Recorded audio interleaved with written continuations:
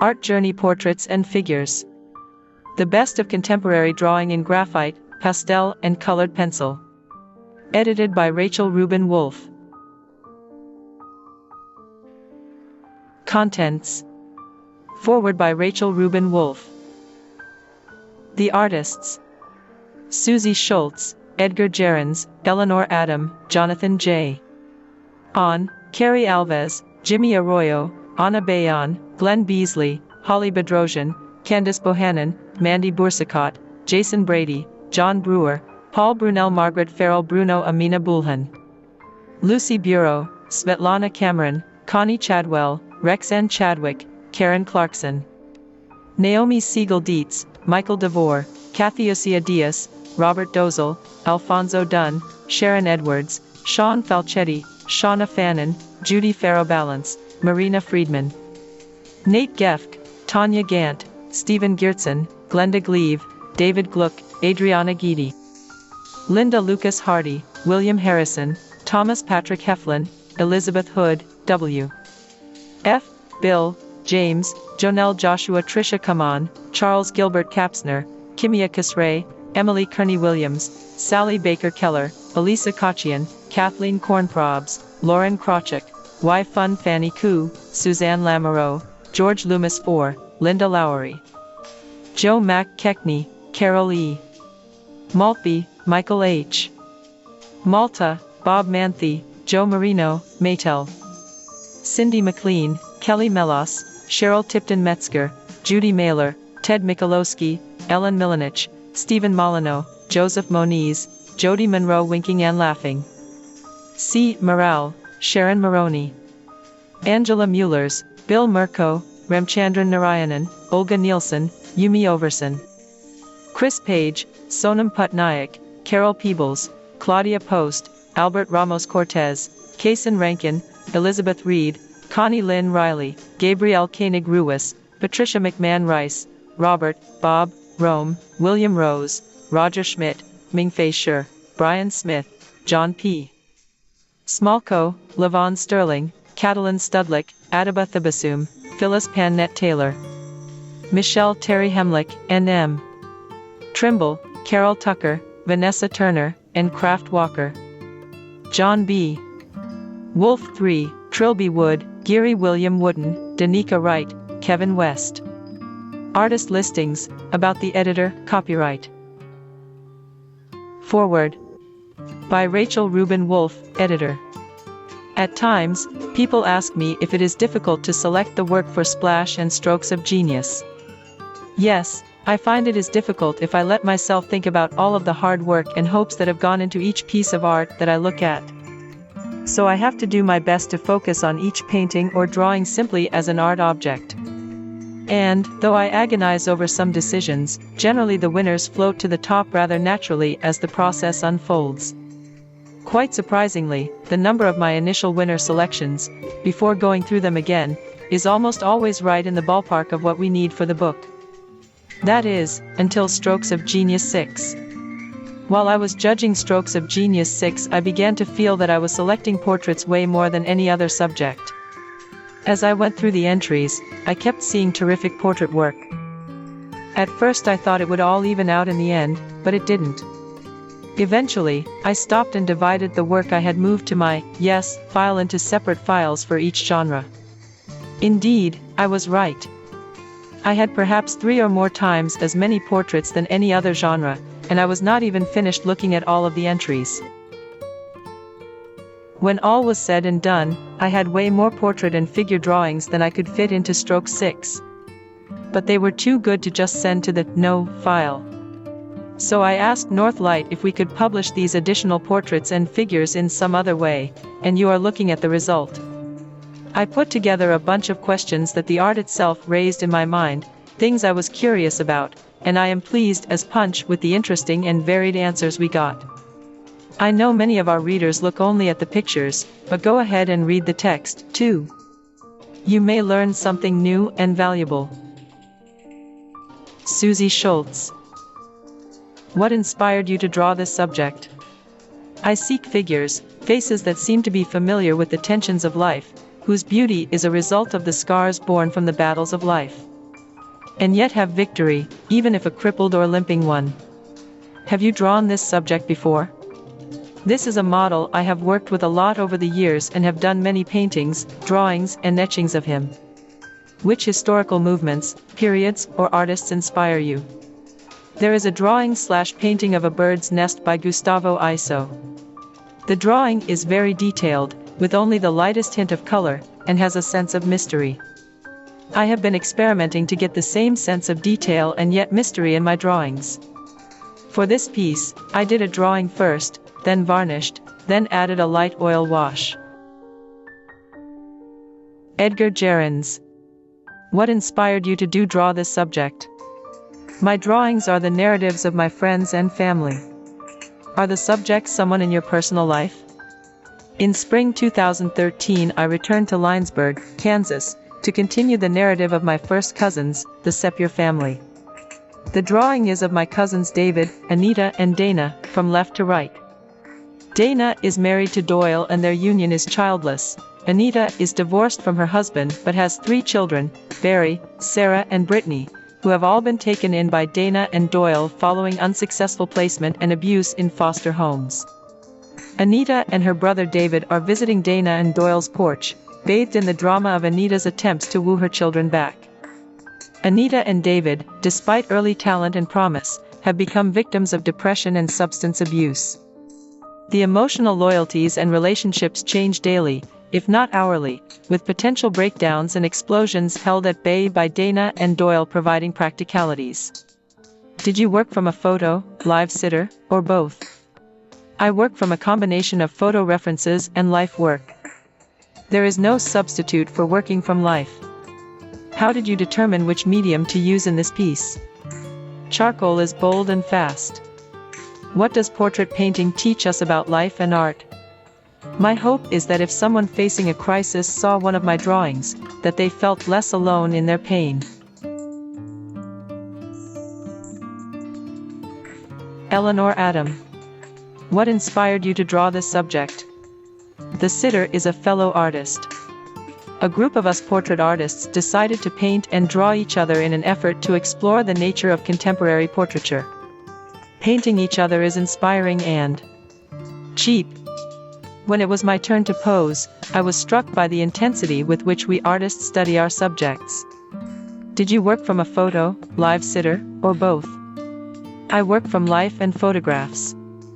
I draw and paint from life every day, so I am comfortable translating information from a photo to my work. Otherwise, I wouldn't attempt it. For this drawing, I sketched the sitter and took a series of photographs. I gradually worked out which composition I would use. How would you describe your style? I would call myself a realistic painter, with abstractions around the subject. If I could have my way, I would draw heads and hands and abstract everything in between. Maybe I'm moving in that direction. Which historical movements, periods, or artists inspire you? I am a fan of the old masters, whose ability to turn form with light and shadow and create the illusion of 3 dimensions on a 2-dimensional surface is unsurpassed. I am lucky enough to live in New York City, so I visit the Metropolitan Museum every week to study Velázquez, Caravaggio, Rembrandt, Vermeer, and Holbein. I also adore American artists John Singer Sargent, Thomas Eakins, and Cecilia Bowes. Do you mainly consider yourself a portrait artist? Yes, I love looking at my fellow humans. I fall in love a little with every sitter, and come to view everyone I draw and paint as beautiful. In fact, I prefer to create portraits of people who have life experience in their faces. I also paint in oil on canvas. Jonathan J. On. What inspired you to draw this subject? Since the drawing was done as a demonstration, the model's expression and my will to educate others were the main inspirations for this drawing. As I have been privileged to be taught and mentored by a number of amazing artists, I believe I should pass on the knowledge and passion to others. This portrait drawing was done to demonstrate to the class how to capture her likeness and mood. Did you work from a photo live sitter or both? I work from a live model, which is my preferred method. Observing without the degree of separation with a photo or print gives me a deeper insight into my subject matter. A camera's interpretation and a printer's flaws give me a false representation of a subject matter and often lead to misinformation. How did you determine which medium to use in this piece? The class I teach at the Academy required the utilization of charcoal, although it gives me the chance to choose vine sticks over pencils. How would you describe your style? My style would likely be considered realistic, since the basis of my work is through careful observation of nature. Which historical movements, periods, or artists inspire you? As an art history movement, I have always been attracted to the Renaissance, in ideology, principles, and passion, but not so much in style or technique. How does your relationship with your subject affect your working style or the outcome of the work? When working with a subject I have a strong connection with, it helps to read deeper into the subject matter and better express the mood. Do you mainly consider yourself a portrait artist? I would consider myself a fine artist, even if I enjoy doing portraits as well. I paint whatever moves me at that moment, whether that is landscapes, cityscapes, still life, figurative art, genre art, or abstract expressionism. How many drawings/sketches of the subject did you do before you finished this one? Gwen was done as an hour-long freehand demonstration without any preliminary drawings or sketches.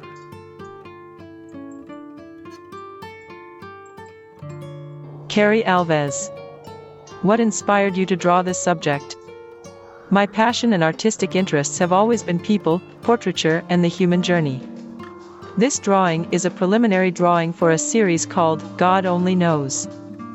This body of work includes more than 20 paintings, numerous drawings, and stories about the major transformative moments in my life and the lessons learned. This particular image speaks of experiences with my daughter during her teenage years. How would you describe your style? Classical realism. My interest in realism comes purely from a desire to constantly move towards self-mastery. When I look at the work of the great masters, I have an intense desire to be able to do what they did. Following their example is simply a matter of being honest with myself. I just want to create the best work I possibly can. Which historical movements, periods, or artists inspire you? I have studied several masters and do master copies on a regular basis. These have included Holbein, Fortuny, Heinrich Hoffmann, Rembrandt, Sargent and Cabanel, all for different reasons. Is the subject someone in your personal life? This is my daughter, who became seriously ill when she was 16 years old and took 3 years to recover. This image will be the first panel of a 3-panel portrait painting that tells the story of working with a teenager through a very difficult period into maturity and resolution. This image is helping me process my relationship with her, what we went through, and my hopes for her future. The emotional integrity of the piece is vital to me. Do you mainly consider yourself a portrait artist? Yes, portrait, figurative and allegorical. If your drawing's title is significant, what does it mean? This period was extremely demanding on all of us. For her, it speaks of the trials of growing up and finding herself, while literally struggling for her life, and for me it was all about what it takes to actually serve another human being.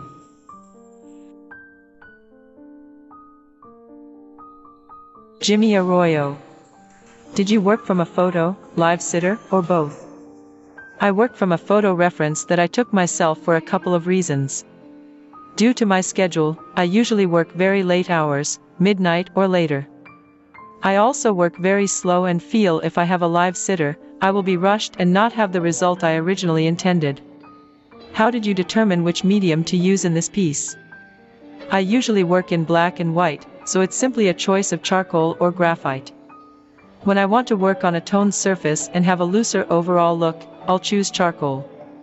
I'll use graphite when I want a tighter look, where I can concentrate on individual strokes. How would you describe your style?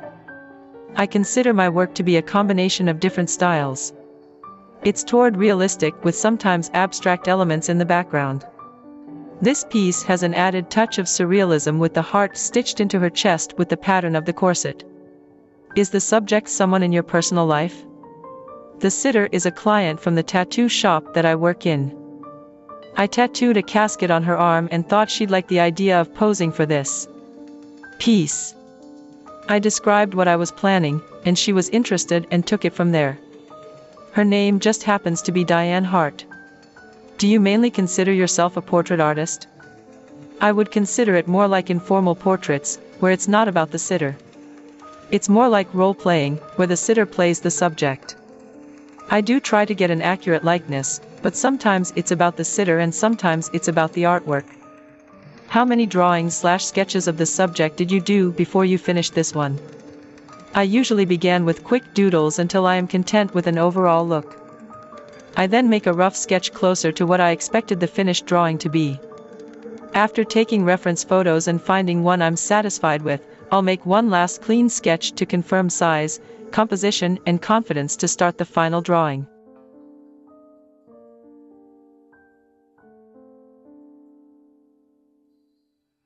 Anna Bayan. Did you work from a photo, live sitter, or both? I work with my own photography. Taking my own photos provides me with an extensive selection of images.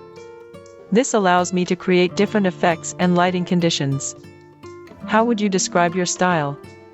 I don't associate my style with any particular school or movement. My concern is to capture a sense of presence in a certain circumstance. Is the subject someone in your personal life? The subject in this drawing is my daughter, Mariana. She is a participant in many of my works. Do you mainly consider yourself a portrait artist? I consider myself a non-conventional portrait and figurative artist, working with a more personal interpretation of the subject. How do you plan your compositions? I compose with my camera. My camera is my sketchbook. From there I proceed to the final rendering of the painting. What does portraiture teach us about life and art? Portraiture teaches us about the significance and recognition of a chosen moment, by the artist and the person to be portrayed. This allows us to enter an aesthetic experience into other dimensions and other times.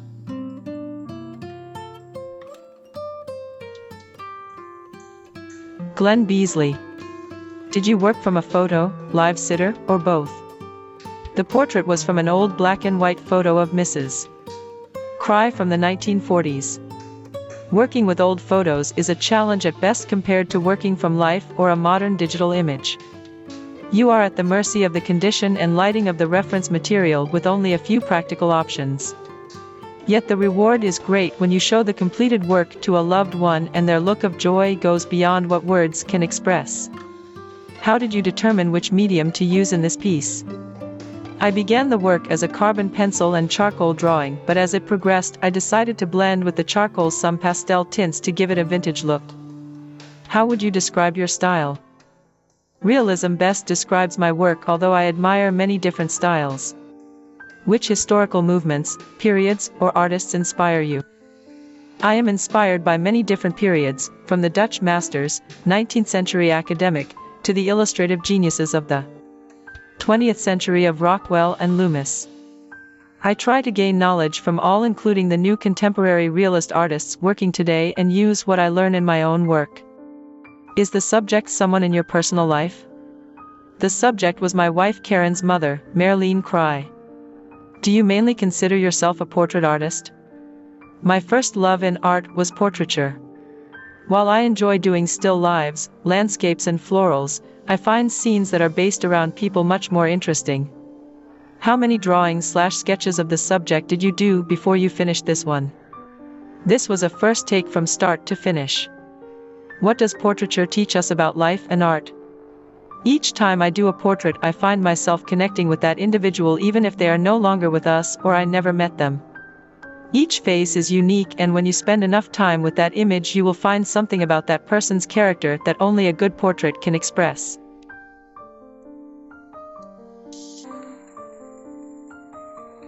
Holly Bedrosian. Is the subject someone in your personal life? The subject is my sister Elise, which made it very easy for me to capture her essence.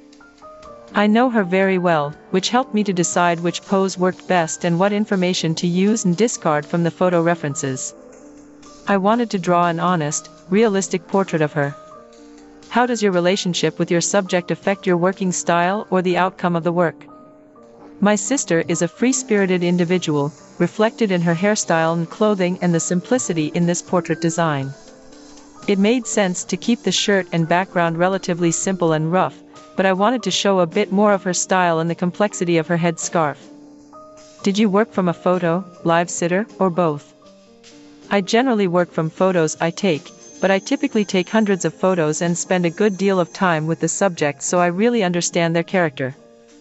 I always inject what I know about the subject into my artwork, so the portrait is not merely a copy of a photo, and many times I will work from more than one photograph. How did you determine which medium to use in this piece? I like using colored pencil for detail work, and I thought the medium was perfect for highlighting the detail in her head scarf. I have drawn Elise twice before, both times in colored pencil. Which historical movements, periods, or artists inspire you? I try to draw/paint in a way that is my own, without mimicking any other artist. Do you mainly consider yourself a portrait artist? I do consider myself a portrait artist. I can work forever on a face, or hands, and lose track of time, but find myself slaving away at the rest of the drawing or painting. How many drawings/sketches of the subject did you do before you finished this one? I sketched her face separately once in pencil and transferred the drawing to sanded paper to do the final colored pencil piece. How do you plan your compositions? I don't always plan my compositions. Sometimes just working with the subject in a natural environment leads to composition ideas. What does portraiture teach us about life and art? Portraiture is such a personal art, with the artist studying the subject's physical features and character in order to create the best artistic representation. I think that the artist learns a lot about the subject, and sometimes the subject learns about themselves in this process. I also heard once that every work is a self-portrait, and I tend to agree. I often find that I am putting a little of myself into drawings and paintings of other people, and I believe that many other portrait artists do this as well.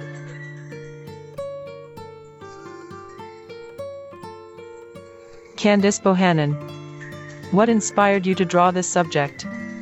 Constellation was inspired by the dramatic life and powerful spirit of the young woman portrayed. At the precipice of adulthood, she is somewhat wild, an untamed soul. With her youthful exuberance, she is ready to explode out into the world, but her troubled past brings caution to her step and doubt to her brow. The thick furs wrapped around her slender body impart a warm, protective embrace, armor against the cold of the world. She waits in a slumber-like state, troubled by dreams of the past and soaring projections of the future. It is uncertainty that surrounds this young woman. Her carefree passion for living and wild youthful energy is tamed only in the quiet of the night by the ghosts of the unknown. What will be her path, her future? Where will the whirlwind of the world sweep her now? Is the subject someone in your personal life? The subject in this piece is my dear niece. I held her in my arms just days after she was born and have watched her grow up. I am now drawing and painting her as a young adult emerging into the world. It is a great pleasure to draw someone I know so well. This drawing is the first in a series of works. I sketched out a composition for Constellation and managed to complete the piece within a few long days of work. Upon finishing, though I was satisfied with the piece, I felt that I needed to explore the concept further, so I began work on several oil paintings. Did you work from a photo, live sitter, or both? I often begin work with small, loose concept sketches to achieve a rough idea of the composition I want. The sketches are usually very expressive and prove to be excellent references throughout the creation of the final work. Looking at them regularly helps me stay true to the original concept, and I am not as likely to get lost in reproducing minute details that are not important to the final drawing. Some pieces are done entirely from life, but many of my figurative works are the products of a combination of resources, memories, sketches, photographs, work from life and imagination. Due to the extreme angle I desired with Constellation, I could not complete the drawing from life. I made careful use of photographic references, and as is usually the case, the drawing as a whole looks nothing like my photos. How did you determine which medium to use in this piece? I wanted to make the fur and elements of the background expressive in execution and very dark. I knew that both charcoal and ink could achieve the full drama of that value range while maintaining the loose handling I desired, but I had been looking for any opportunity to experiment with ink, and this piece was a perfect fit for the medium. Ink can be carefree or controlled, both expressive and refined. The results were just what I was looking for. Which historical movements, periods, or artists inspire you? There is a common thread in the art that I love. It is emotive and stands as a powerful witness to the human soul. My favorite artists are Jan van Eyck, Vincent van Gogh, Kathy Kollwitz, Rembrandt, Michelangelo, and Andrew Wyeth. You can feel the person behind the artwork's creation while looking at it. Their works are representational, yet what they represent illuminates that which is not representational, the yearning of the human soul, life, death, the passing of time. Their works are not perfect reflections of a scene or photographic in nature, despite how realistically they may be painted. The human content ends up being more powerful than the sum of all the details, and thus they feel more real to me than any photorealistic work I have ever seen. This type of work is very inspiring to me.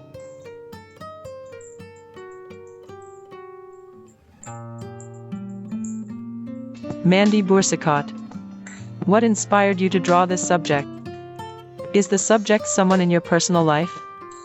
Nicole was one of my atelier students, and her beautiful profile, mirrored by her neckline, reminded me of those elegant carved shell cameos, popular with my grandmother's generation.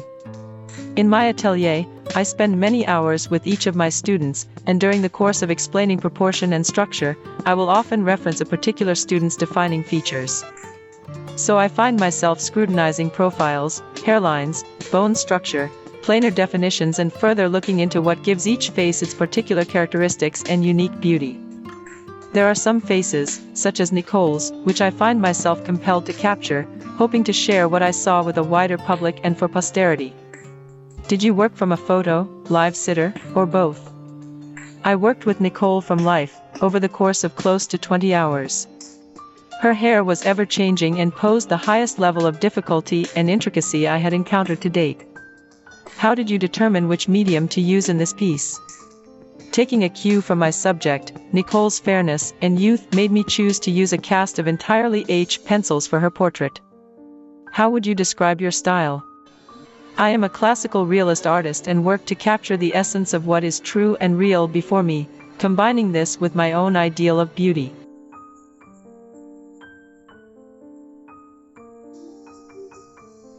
Jason Brady. What inspired you to draw this subject? Upon finding this shell, I was inspired to create an unconventional self-portrait. This shell could embody and describe my story in ways my face could not. Rather than reveal my face, I hid it, letting the shell and the dynamics of the pose symbolize my true nature. How does your relationship with your subject affect your working style or the outcome of the work? Since I am the subject, authenticity was of the utmost importance.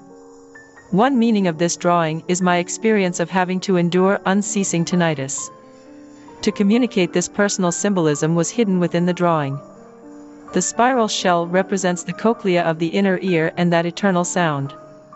On the other hand, the shell also describes my own introverted nature, while the sheer impossible size of the shell alludes to my self-defeating cycles. It also concerns the decision whether I should emerge from the shadows or remain in obscurity. Which historical movements, periods, or artists inspire you? The Baroque, more specifically Caravaggio and his Tenebrism, as well as the Paradvisniki or Itinerants, Nikolai Fechin and Symbolism are deep sources of inspiration. If your drawing's title is significant, what does it mean? The artist struggles to shuck off the shell that was once his armor, but now seems a burden. He tires of the self-contained darkness and the emptiness of his confines as he strives for the light and the unknown. A burden weighs a man down to teach him his capabilities, where he can rise above circumstance or succumb to his paralyzing fears. In moments of such Sisyphean struggles, a man can see what truly is. How many drawings/sketches of the subject did you do before you finished this one? I drew about 6 sketches to solve problems such as pose of the figure, direction and brightness of the light on the shell and figure, cast shadow from the shell, size of figure to the shell and the gesture of the hands. How do you plan your compositions? I rely on intuition when planning a composition. Lost and found edges, balancing areas of rest with intricate details, spirals, engulfing shadows, tenebrism, as well as the golden ratio, are a few of the crucial elements that lead the viewer's eye around the composition. What does portraiture teach us about life and art? Through portraiture, I rediscover the simple beauty of faces that I too often overlook. While painting, I see glimpses of the sitter's inner state and enter a rapture attempting to capture these elusive moments.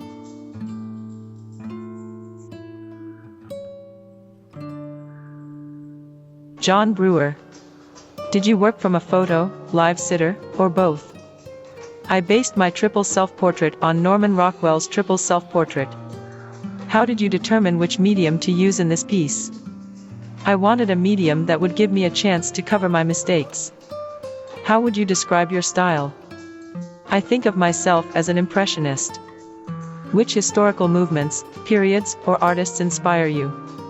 I am inspired by Norman Rockwell, William Merritt Chase, and Mary Cassatt. Do you mainly consider yourself a portrait artist? I am a portrait artist. I work in watercolor, charcoal, pencil, and pastel.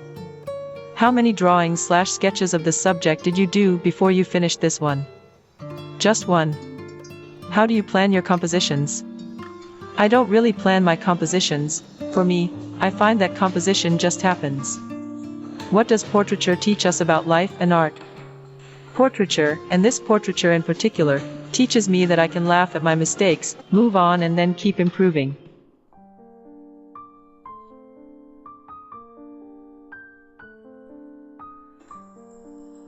Paul Brunel. What inspired you to draw this subject? I am inspired by musicians and their instruments, and have made musicians one of my favorite subjects. Did you work from a photo, live sitter, or both? I have always preferred to work with live subjects. It adds an energy to the work that can't come from photos alone. How did you determine which medium to use in this piece? For now, I use what is portable. How does your relationship with your subject affect your working style or the outcome of the work? When I have an opportunity to capture a moment with someone, my tools are close by. But my tool or skill that has developed the most in me is memory. Photography has its place, but with good observation, a passion for the human form and practice, the mind is capable of capturing fleeting experiences far beyond the time a subject spends in front of the artist. Do you mainly consider yourself a portrait artist? In my mind, the true portrait represents a calibration between the subject and the artist. I have only started conversations. Often my subjects are unaware that I am recording them, and for the moment I am comfortable with that. As for other genres, I do have a whimsical side that expresses itself now and then. How many drawings/sketches of the subject did you do before you finished this one? I prefer to spill a spontaneous flourish of lines, values, and form onto the paper before I extract the final image that presents itself. How do you plan your compositions? Composition has a way of presenting itself if you know the basics and study the many masters of the past. What does portraiture teach us about life and art? I view my connection with the subject as a landscape artist would to what is before him, her. I put my tools in front of me and attack the moment.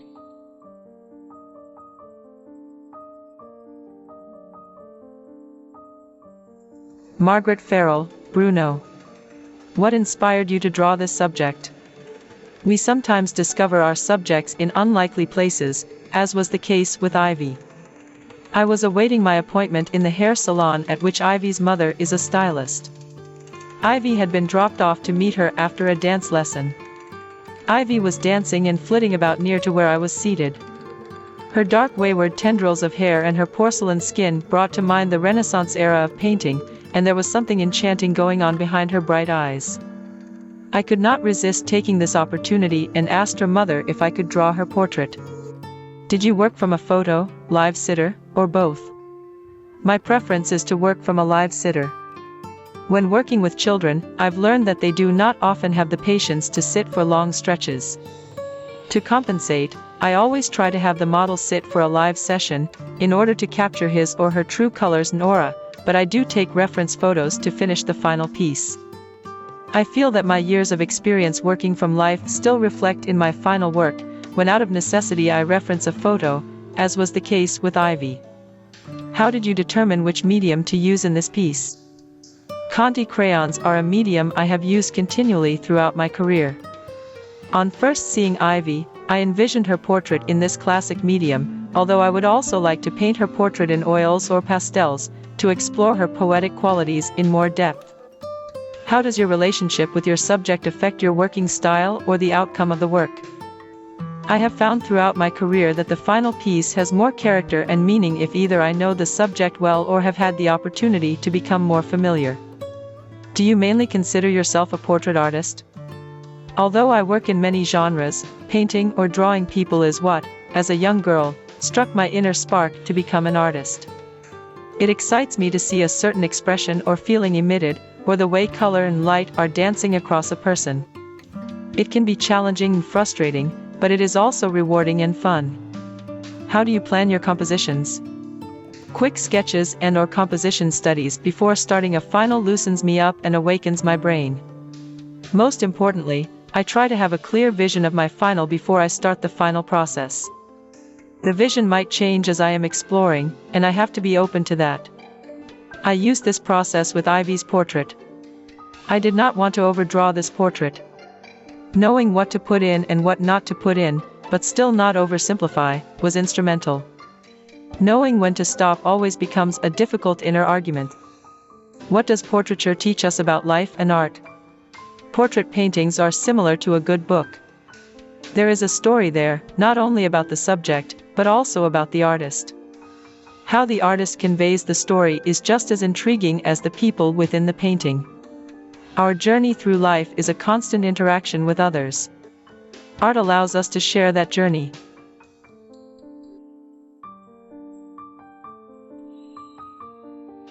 Amina Bulan. What inspired you to draw this subject? I was inspired by the multiplicity of Zara's many experiences and her grace. Did you work from a photo, live sitter, or both? I started from live and used a photo reference to finish the portrait. How did you determine which medium to use in this piece? I chose charcoal to draw Zara because I had an idea of what I wanted the work to look like when it was finished. Charcoal is both rich and versatile and allows the artist to create realistic yet sensitive drawings. It has more range and allows one to achieve desired shading and tone. Is the subject someone in your personal life? I would see this elderly lady seated on a bench close to my residence and I was attracted to the distinctive shape and character in her face. We became friends and she gave me permission to draw her from life. This mode was varied by the use of a photo, which I took. How many drawings/sketches of the subject did you do before you finished this one? I did a couple of sketches. Have you drawn this subject before? I have drawn Zara in the past, but all works before this one remain unfinished.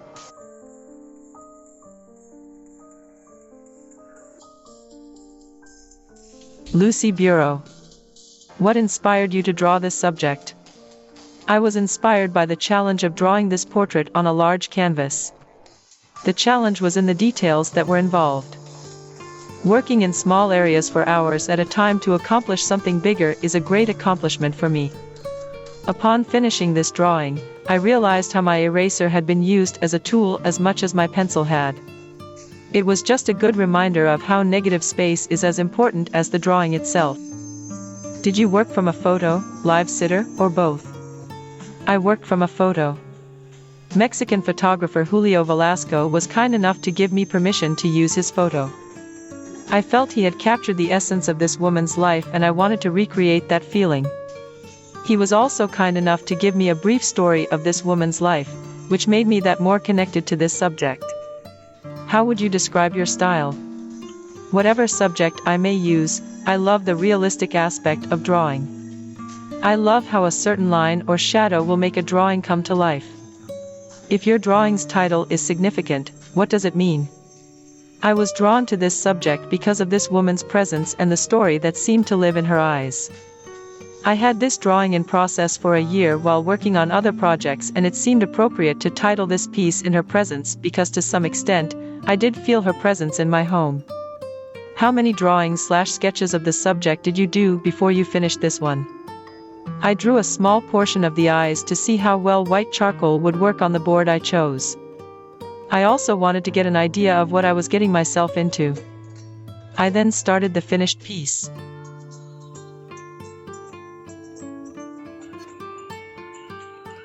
Smetana Cameron. Did you work from a photo, live sitter, or both? I used a combination of live sittings and my own reference photography in my creative process. Photos are useful when I plan the composition, experiment with cropping and layout, and to study my sitter's body movements and facial expressions. However, I invite people to pose for me while I mix their skin tones from life. I also keep my sitter's clothes and props in my studio while I work on a portrait so I can recreate the setup and paint it from life. This combined approach helps me to achieve a high degree of realism in my work without wearing out my sitters with long-enduring live sessions. How did you determine which medium to use in this piece? I chose to work in my so-called three-color technique to capture the delicate nature and porcelain skin of this young lady. I used a combination of black charcoal, red Conti, 2 shades of sanguine, warm and cool, plus white Conti for the light areas. I used hard white pastel for the brightest highlights. I chose toned Canson Metints paper as the support for this work. The warm gray of the paper unified and harmonized the image and served as an additional color in my very limited palette. Do you mainly consider yourself a portrait artist? I am a full-time professional portrait artist, and I specialize in commissioned portraiture. Occasionally, I venture into other genres, like still life or narrative painting, but only briefly, to explore some ideas or try out new techniques, after which I always return to portraiture with even greater enthusiasm. This is a private commission. I felt it was a privilege to be asked to capture this young lady's striking looks in an artwork. How do you plan your compositions? Over the years I have put a lot of time and effort into studying design principles, and I firmly believe that composition is one of the 3 most important elements that determine the success of a realistic artwork, alongside solid draftsmanship and harmonious color choices. Even a head and shoulder study like this one requires an artist to make a number of design choices: tilt of the head, direction of the gaze, position of the shoulders, horizontals and diagonals of the dress, shape of the hair mass, negative shapes around the head. All those things influence the mood of the artwork and the impact it makes on a viewer.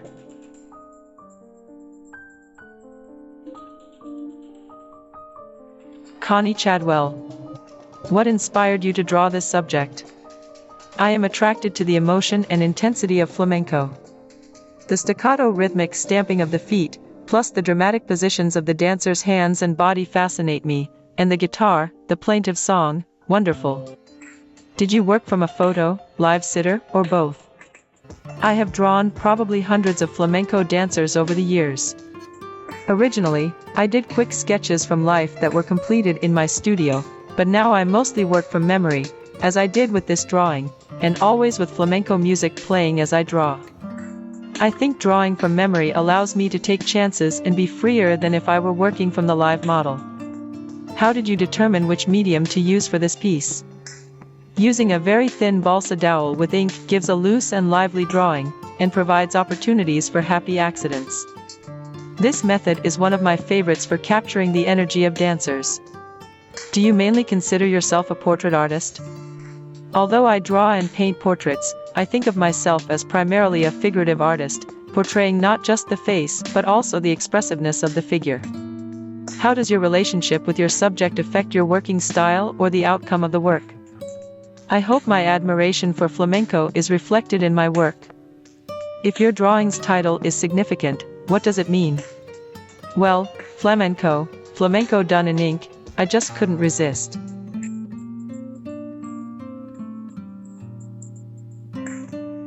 Rextan Chadwick. What inspired you to draw this subject? I had always expressed myself by drawing other people's faces and decided to challenge my abilities by attempting a genuine self-portrait. Did you work from a photo, live sitter, or both? I have always preferred to work with live subjects. It adds an energy to the work that can't come from photos alone. How would you describe your style? I love realistic art.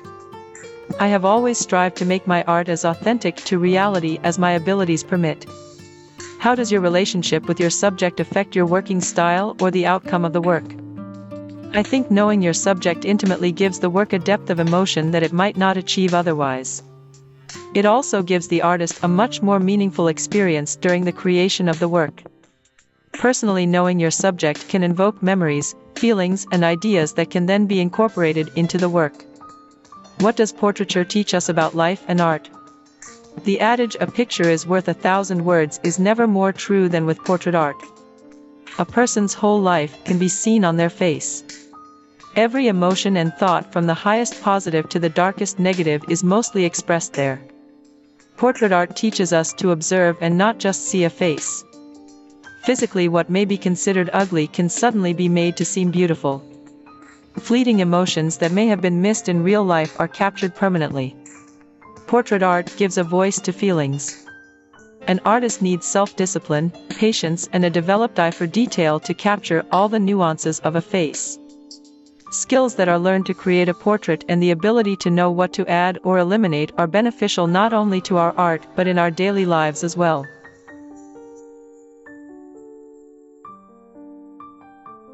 Karen Clarkson. What inspired you to draw this subject? I was inspired to draw this young man's portrait, first of all, because of the shadows and highlights playing off his hair and hands. Knowing a little about him, I could see how it caught his pensive nature. I knew I wanted to draw him because of his interesting personality and life history. It only took a moment for him to become engaged, and he took this pose almost immediately. Which historical movements, periods, or artists inspire you? I first practiced drawing by reproducing images from Edward Curtis photographs. Curtis started photographing Native Americans in the late 1800s. He was motivated to pursue a photographic record of the last natives and did so with images that ran against the popular notion of savages. He did not show them as tragic but was able to provide a way for the viewer to step into the past. I think I was initially drawn to the concept of revealing someone through portrait and possibly showing more than even the photograph by illuminating that something which cannot be described, only felt.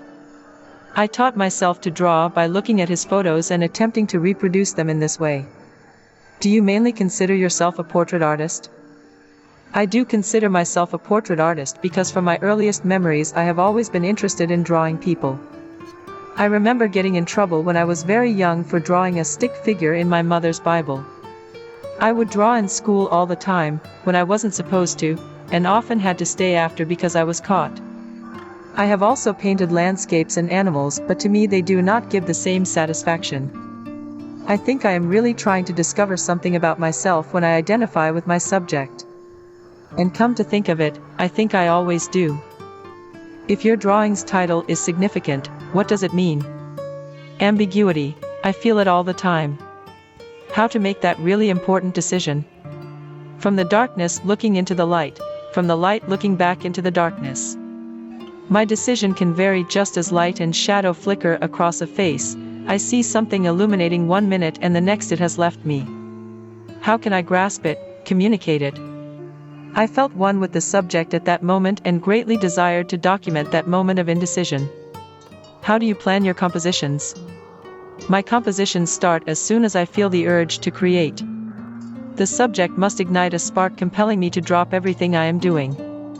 I work from photographs, but I never do a preliminary sketch.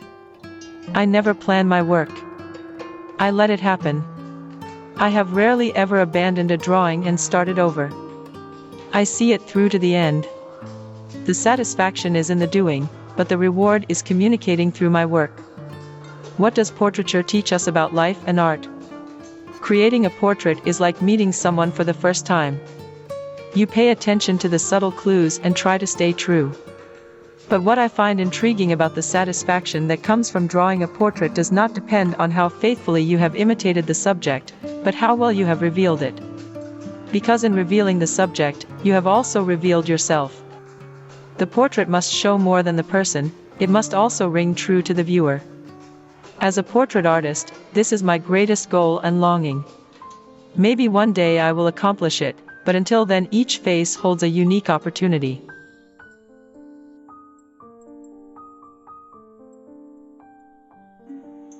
Naomi Deets.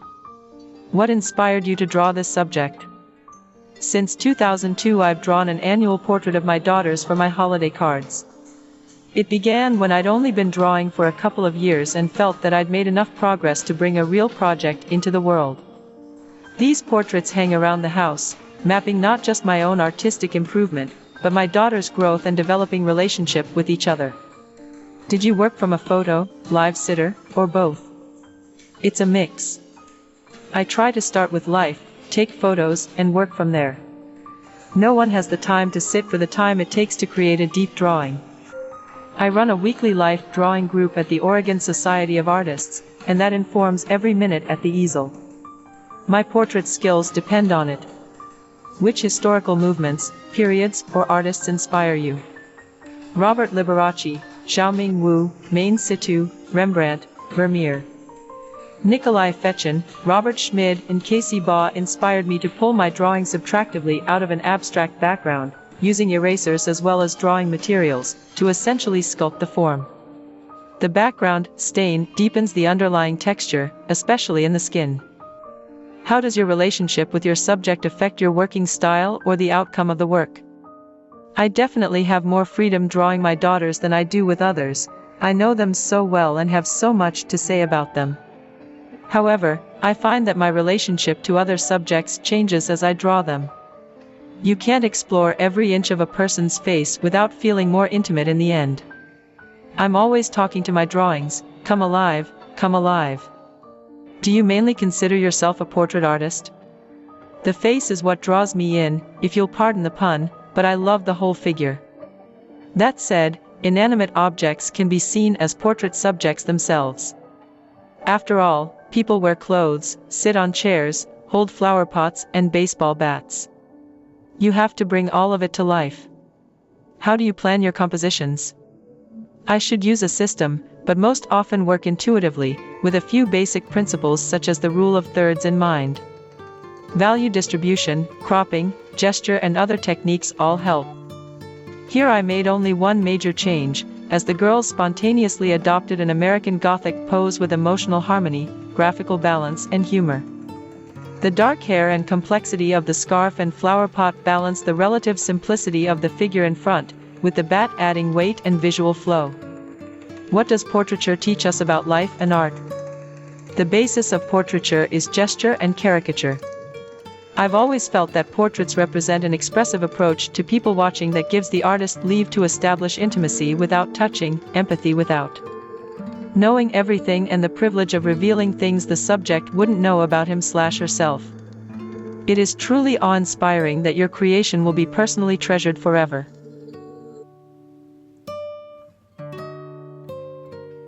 Michael DeVore. What inspired you to draw this subject? He's a thinner model with more obvious anatomy, which made me want to do a life-size study of him. There are a lot of subtleties in the human torso that are fun to depict. Did you work from a photo, live sitter, or both? I decided to work from life, since I was doing this to study and learn from nature. There is a lot of anatomical information that is difficult to discern unless you view it in person. How did you determine which medium to use in this piece? Charcoal is a fantastic medium for doing studies. The results are more instantaneous than when I work in oil paint. It allows for a certain amount of spontaneity, and you don't need to prepare much to begin working. Also, drawing is a different way of seeing information than painting. With painting you depict light with brushstrokes, and with drawing you create overlapping forms conveyed by line and atmospheric tone. How would you describe your style? I would say the end results are realistic, but the process involves abstract thinking. Is the subject someone in your personal life? He is a model I've worked with on a few occasions. I originally saw an ad he put up at the local art store and thought he had a great look. He turned out to be a very kind and fascinating person.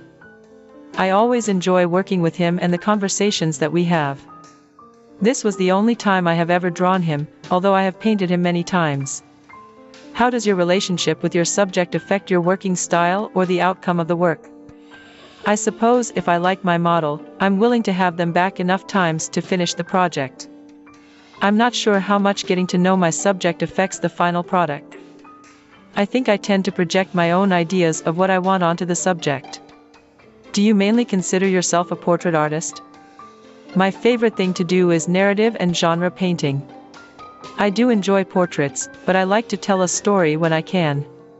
My other passion is still life painting, and I occasionally paint landscapes. How do you plan your compositions? This project was fairly straightforward, so I just needed to set up an inspiring pose and start drawing. Normally I'll have an idea and make some small sketches to help me clarify the concept. I am able to fine-tune my idea when I have the subject in front of me and then improve and enhance the idea as I work. Some of the things I think about when composing are movement and balance. What does portraiture teach us about life and art? A human interpretation of another person gives an emotional representation. It brings the viewer into the world of the eternal and can represent the humanity in all of us, as opposed to the transitory and individualistic world of snapshot photography we're used to seeing.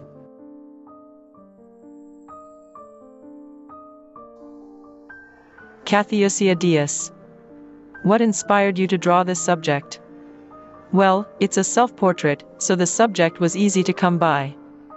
I chose to do this specific composition, though, because I really liked the way the lights on the headband and shirt interacted with the surrounding darks framing the more carefully rendered portrait. Plus, when I was putting myself through the shoot, I thought this particular shot captured an attitude I was really connecting with at the moment. Did you work from a photo, live sitter, or both? I love working from life. Nothing compares to the experience and final product. I do, however, work from photos a good deal as well, and such was the case with this portrait. It was pretty convenient that I didn't have to sit there biting my lip for hours on end. When I work from photos, I tend to easily render out more nuance than necessary. I managed to avoid that in this portrait. I kept it simple, and I think that's one of its greatest strengths. How would you describe your style? I consider myself a representational painter. I even consider the abstract elements in my paintings representational. How does your relationship with your subject affect your working style or the outcome of the work? My relationship with the model is very relevant. I love knowing about my subjects and trying to capture their personality in my art. It's also relevant in the fact that I like being comfortable. Whether I like it or not, my psychological state at the time will show up in my artwork, and it always comes out better if I'm content and focused. If the sitter is arrogant and annoying, I'm more likely to swear and eat popcorn than come out with a successful final product. If your drawing's title is significant, what does it mean? The title is Self-Portrait with Earrings. The earrings were new, I had just bought them and I loved them. They were so unique and loud, they made a statement. I wanted to capture that idea.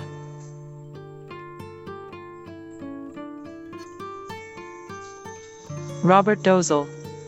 What inspired you to draw this subject? I was inspired by the beauty of the girl's hair, which seemed to be in contrast to her very casual pose and clothing. Did you work from a photo, live sitter, or both? I worked from a photo since I wanted to quickly capture that pose before she moved. I don't rely too heavily on the photo when I see that there is distortion and when I want to add something different. How would you describe your style? My style is very realistic but not too closely allied with photorealism. Which historical movements, periods, or artists inspire you? The work of the French neoclassical painter Ingres has always inspired me. Is the subject someone in your personal life? I saw the girl only once and asked her if she would just stay still and retain her pose. How does your relationship with your subject affect your working style or the outcome of the work? Having some sort of bond with the sitter would be ideal in terms of the success of the portrait, but in this case everything was perfect and I knew I had to capture that. If your drawing's title is significant, what does it mean? The addition of the door in front of her and her pose made me imagine her waiting for something or someone. How do you plan your compositions? I compose them in the viewfinder, then make final adjustments in the sketch. What does portraiture teach us about life and art? Portraiture teaches us about the inherent beauty that we all possess, because we are alive, and great art helps people examine our world more closely.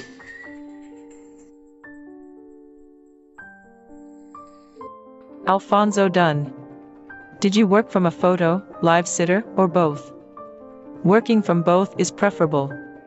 I enjoy working from life, but I find that at the moment I really get into the character of the subject, the model grows tired. To me, when a model sits in a pose long enough, the pose gradually falls aside and some aspect of the model's true character starts to take center stage. I like waiting for this. So if I have to work from photographs, I take as many as I can, and the final work is generally a composite of all these sources. How did you determine which medium to use in this piece? This piece is one of a series done exclusively in charcoal.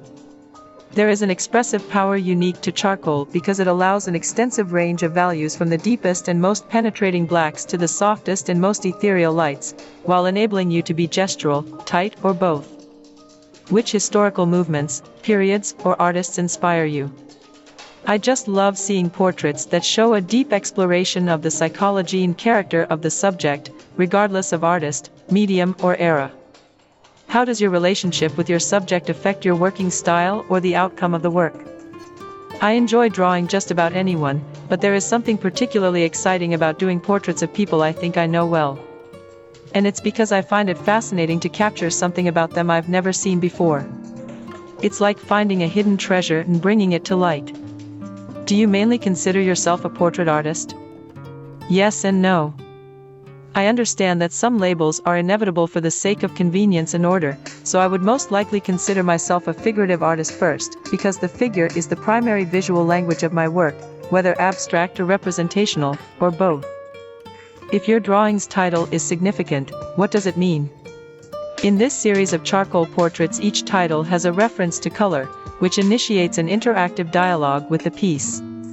This dialogue invokes the relationship between perception, the imagination, and reality, and alludes to the dynamics of how we process meaning from what we see, whether it is actually there or not. How many drawings/sketches of the subject did you do before you finished this one? As is usual for me, I completed several sketches and studies that explored different facial expressions, proportions, lighting and value patterns, attire, textures, and the overall formal structure of the work. What does portraiture teach us about life and art? The human countenance is powerful yet deceptively simple. A facial expression can speak to us physically, emotionally, spiritually, and psychologically, all at once. And this is what makes it exciting for me, the expressive potential found in exploring all these layers.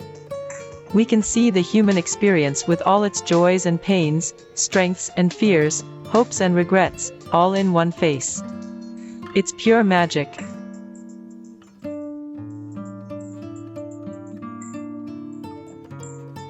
Sharon Edwards. What inspired you to draw this subject? I was inspired by my feeling of love and deep connection to my dad. When I saw him sitting in his chair focused on sewing a button on his shirt, I had to take a photo. It seemed like the perfect portrait opportunity. Did you work from a photo, live sitter, or both? I worked from a photo.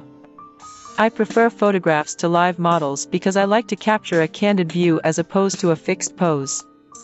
Working from a live model is a good exercise, however, in my case, the result is usually a drawing of a model, maybe technically good, but lacking in deeper feeling. How did you determine which medium to use in this piece? I chose graphite because I thought grayscale values would best express the mood of this particular portrait. How would you describe your style? I work in a variety of styles ranging from realistic to abstract realism. How does your relationship with your subject affect your working style or the outcome of the work? I must feel a strong attraction/connection to my subject, and I must remain interested and excited by it, or I may not finish the piece, or certainly, what I produce won't be successful. How do you plan your compositions? When doing a portrait, I generally include as much of the person as seems essential to the expression of the piece. Sometimes including hands in the lap is important, but another time, maybe only the face and shoulders are needed to complete the portrait. The composition of a portrait depends on the feeling and mood I want to portray.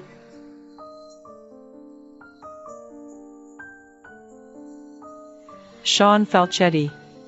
How did you determine which medium to use for this piece? All of my work is completed in colored pencil, but I use different tone papers based on the mood of the piece. Most pieces are completed on Art Spectrum Color Fix or Canson Me-Tints Touch paper. Both papers have a sanded, textured surface that creates a distinct speckled look to pencil strokes. This assists the creation of subtle lighting transitions and helps evoke an ethereal mood in the work. How would you describe your style? Contemporary realism. Which historical movements, periods, or artists inspire you? Several contemporary colored pencil artists are influences, including Elizabeth Patterson, Nicole Caulfield, Cecile Baird, and Cynthia Brunk. Is the subject someone in your personal life? The woman who appears in most of my drawings is my wife, Kirsten. How does your relationship with your subject affect your working style or the outcome of the work? Mood is an important part of my work, and my feelings toward the subject heavily influence the color choices and atmosphere generated for the work.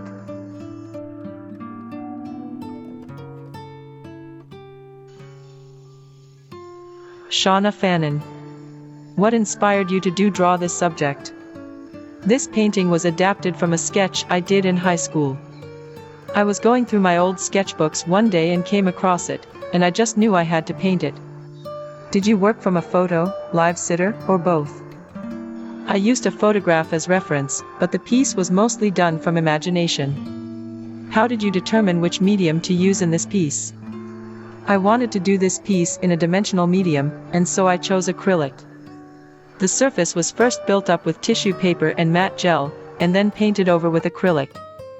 Which historical movements, periods, or artists inspire you? Impressionism and post-impressionism have always been the movements that inspired me most, and Vincent van Gogh is my favorite artist from history. His color choices, brushstrokes, and sense of flow in his pieces are something I greatly admire. Apart from this, and possibly following in Van Gogh's footsteps, I am enamored with Japanese woodblock prints. If your drawing's title is significant, what does it mean? The piece's title, The City, is open to interpretation. One could see this piece as a reflection on city life, man's descent from nature, or perhaps simply a surrealistic image. Ultimately, the meaning of a piece is up to the viewer. How do you plan your compositions? I first do many thumbnail sketches to try and figure out the most aesthetically pleasing arrangement of the bulk shapes in my image. Then I work out a larger sketch, focusing on visual flow and the placement of lights and darks.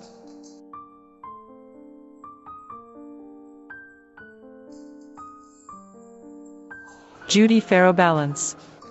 Did you work from a photo, live sitter, or both? I work from a photo I took in Rockefeller Center, New York City. I like painting people as they are in their daily life, doing what they do. I want my art to say something about the world today, even if it means tattoos, multiple earrings, texting, not talking or constantly talking into cell phones. A photograph of a person often flattens and takes away their essence. I turn my photo into my language while adding sensitivity and emotion. How would you describe your style? I would say my approach is more interpretive. It is important to me that my work communicates and leaves my viewer inspired. I paint expressively and boldly with confidence. The minute I feel unsure, the painting begins to fail. I push the boundaries as I work, wanting to explore and discover new things. My concern isn't about being representational but about being alive. Today there are many approaches and nothing is either right or wrong. I can do anatomically correct paintings that are interesting but they have no power. I choose power and life. Do you mainly consider yourself a portrait artist? I really like painting people and seldom paint anything else. My goal as an artist is not to get a perfect likeness of my subject but to make expressive paintings. I distort lines, use unexpected colors or whatever it takes to make the work successful. As such, I don't consider myself a portrait painter so much as a painter of people. When I work in another genre, I'm not satisfied and immediately want to get back to painting people. Lately, I have been working in acrylic on large, 3 foot x 4, 91 centimeters x 122 centimeters, canvases, but still painting people. How do you plan your compositions? My compositions are planned using the rule of thirds, and I always consider the principles and elements of design. I begin with large abstract shapes, keeping the number of shapes between 10 and 15. From there I go to smaller shapes and eventually into detail. Because it is important to design the whole picture plane, I concentrate on making interesting negative and positive shapes. After I learned and practiced the principles and elements of design, I was able to focus on the process, break the rules and be expressive in my painting. What does portraiture teach us about life and art? It's about humans painting humans. The oldest examples of figure paintings are found on cave walls, recording dwellers' daily activities. I believe today's technology has changed our awareness of others. Busy with cell phones, etc., we are often oblivious of others, how they look, what they are doing or how they feel.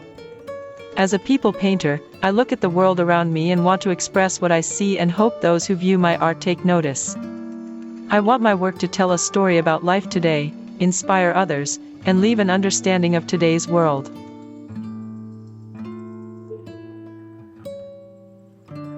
Marina Fredman.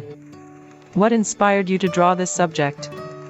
I am fascinated by what cannot be seen but can be so palpably felt, such as thoughts, emotions, and memories.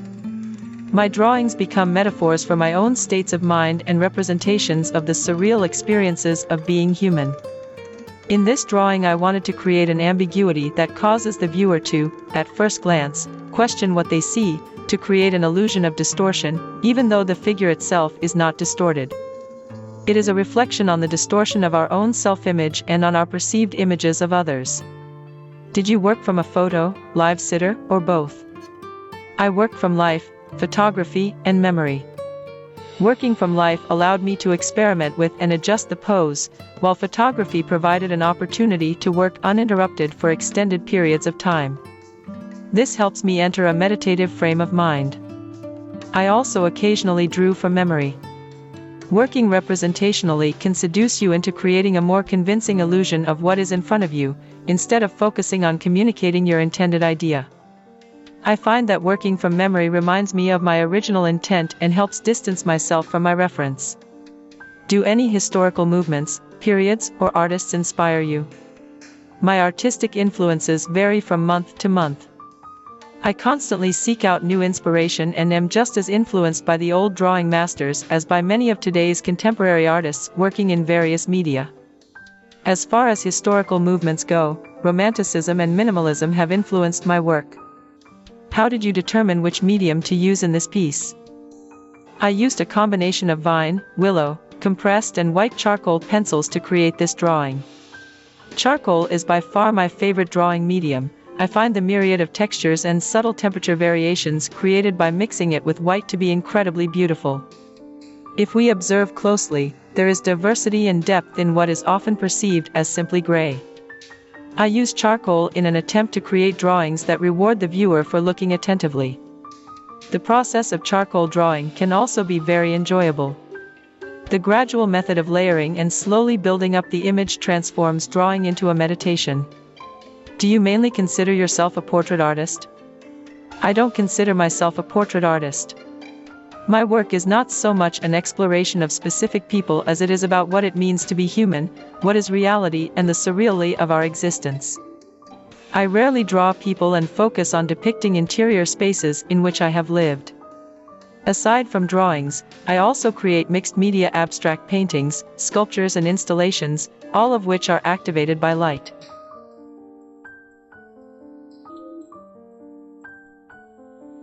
Nate Gefk. What inspired you to draw this subject?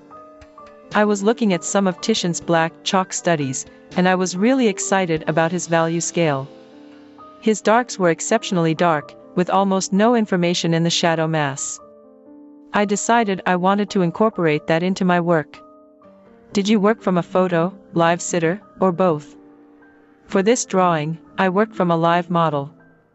I find that working from life is much more beneficial to my progress as an artist. How did you determine which medium to use in this piece? Going back to the first question, I wanted to use black chalk specifically to investigate the way Titian handled his subject matter in the drawings I spoke of before. As for the surface, I used Arches MBM Angra, which is an appropriation of the discontinued Michaelette paper that was originally developed for Angra and a preferred paper of Syrah. I was interested to see if this paper yielded a different result from a more contemporary surface. How would you describe your style? I would describe my style as realistic. Whatever medium in which I am working, whether it be drawing, painting or printmaking, I am always looking to represent my subject matter as I see it. Which historical movements, periods, or artists inspire you? I am heavily influenced by the old masters. Velázquez, Rembrandt, and Titian are just some of the artists who I hold in very high esteem. However, there are certainly living contemporary masters who I look up to as well. Do you mainly consider yourself a portrait artist? I consider myself more of a realist artist. I am certainly in love with the figure, but working in a representational manner is what is most important.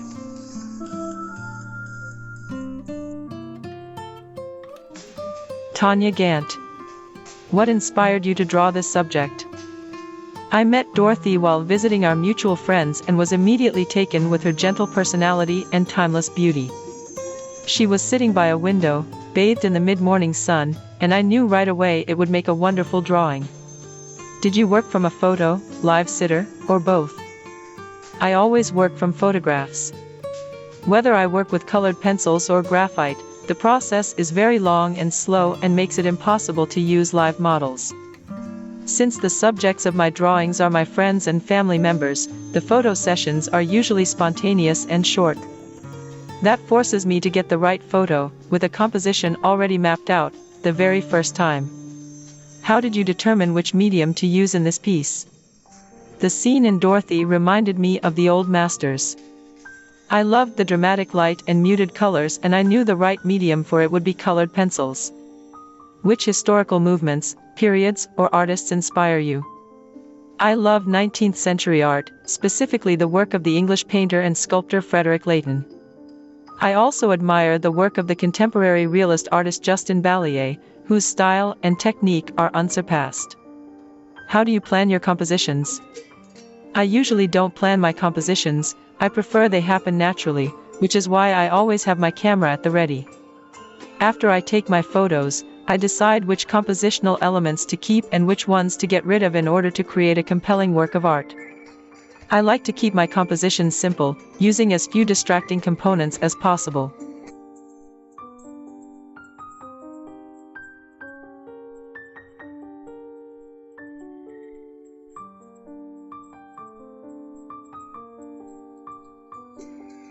Stephen Geertsen.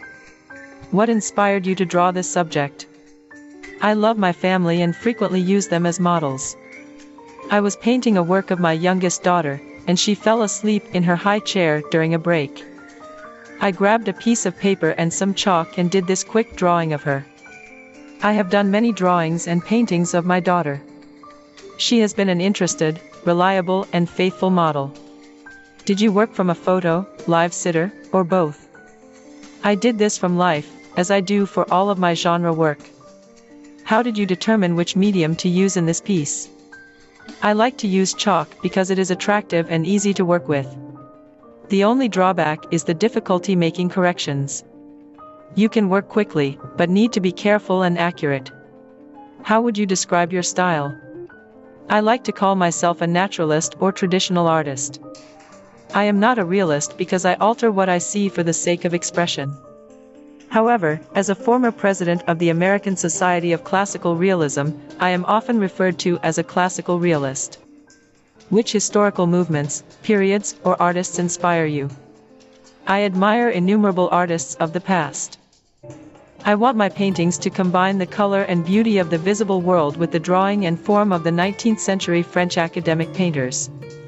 How does your relationship with your subject affect your working style or the outcome of the work? I never think about it, style. An artist's style is the natural result of being true to yourself and always trying to do your best. If you have to think about a style, you don't have one. Do you mainly consider yourself a portrait artist? A fairly small percentage of my work is portraiture. I have painted still life, landscapes and genre works. A significant percent of my work has been of historical or symbolic subjects, and that is the type of work with which I am currently engaged. How do you plan your compositions? This drawing was done very quickly, but I am very careful to design my work well. For paintings, I frequently do many drawings and studies before proceeding with the final work.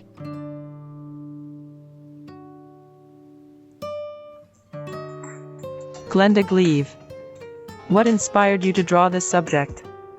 As a portrait artist who works mainly from life, I have the great satisfaction of soliciting the aid of the many random people I meet while shopping, going to concerts, or while walking my corgi around the neighborhood. They never let me down, and I am always delighted with the outcome of the portrait effort, whether it be in charcoal or oil. Did you work from a photo, live sitter, or both? In this particular instance, yes, ma'am, was one of the rare projects I undertook using a photo. I always carry a camera to help repose the model after a break. I had hired this amazing professional cowboy to sit for a painting, and when I asked him to take the model stand, he turned, in this pose, and said, "You guessed it, yes, ma'am." I was lucky enough to snap a picture at that very moment and capture forever that light-hearted look in his eye as he tipped his hat. How many drawings/sketches of the subject did you do before you finished this one?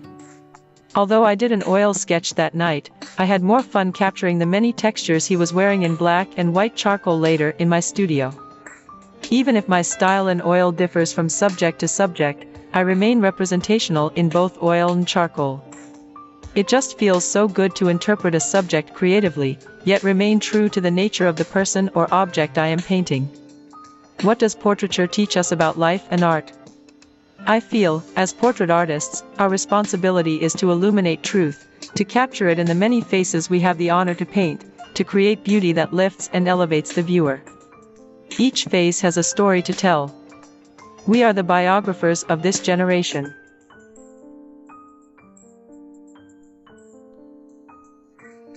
David Gluck. What inspired you to draw this subject? Brian is a model I have used more than once. I really like faces that tell a story. It makes developing a narrative in my work that much easier. Did you work from a photo, live sitter, or both? For this particular drawing, I worked from photo reference. Whenever possible, I work from nature, but it simply isn't practical all of the time. How did you determine which medium to use in this piece? I tend to stick with charcoal and white chalk. It has a wide tonal range and can be easily erased and adjusted. It is the most similar dry medium to oil paint, which is useful, as most of my drawings are simply studies for later paintings. Which historical movements, periods, or artists inspire you? I love the 19th century Russian artists, like Kramskoy and Repin. I am not only inspired by their subjects, but the tactile qualities of their work. Is the subject someone in your personal life? I used to know Brian pretty well. He was a scrap metal collector in my old neighborhood in Toronto. I would often set things aside for him while demoing random rooms in my house. We eventually struck up a friendship, which led to him being a model. How does your relationship with your subject affect your working style or the outcome of the work? I know almost all of my models in some form or another. Rarely do I ever hire anyone at random. It's nice to not only feel comfortable around the person, but know how they fit into the story you are trying to portray in your work. Do you mainly consider yourself a portrait artist? I rotate between the figure, portraiture, animals, and still life. I have never really settled on just one thing. How many drawings/sketches of the subject did you do before you finished this one? Usually, I only do one and work it until completion. How do you plan your compositions? The drawing is what allows me to work out a composition for a painting, and therefore I work out the cropping and placement of things as I go.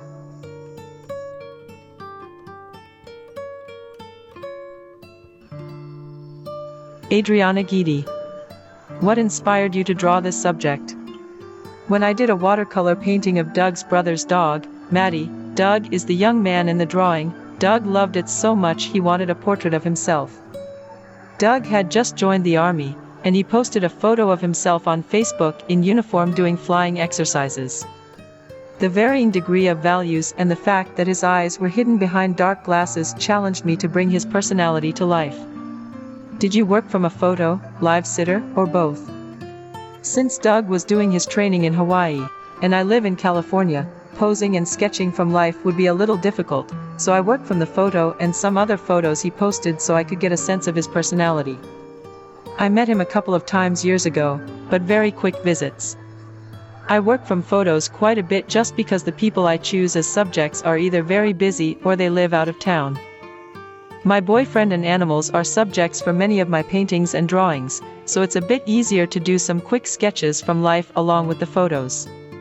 How did you determine which medium to use in this piece? The subject usually whispers to me when I come across something to paint. Because I love to work in a variety of mediums, charcoal, pastel, oil and watercolor, I really need my intuition to decide on a medium. This was definitely speaking charcoal medium to me, especially using erasers. I used a pentel tri-eraser to pull out the highlights. Do you mainly consider yourself a portrait artist? I really enjoy capturing the essence and spirit of animals and humans, but I also paint landscapes, cityscapes and still lives. Setting up a still life and painting from it gets a bit more challenging, and I'm always working on staying patient for those. How do you plan your compositions? If the paintings or drawings are done from photos, I first start out with a technique one of my teachers, renowned artist and teacher Richard Morris, showed me. I take tracing paper and cover the image, do an outline, then fill in the darkest darks, then the lighter values, and leave the lightest lights white. This helps determine values in my final piece. I usually do a few sketches beforehand, but sometimes I just leap right into the canvas.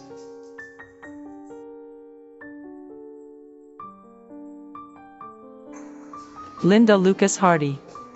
What inspired you to draw this subject?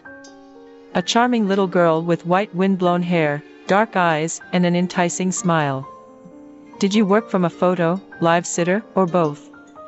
This one is unusual. I work from a photo I took in 1977. How did you determine which medium to use in this piece? I love drawing, and I love to work in graphite. With this subject, however, there was no choice. The reference photo was black and white.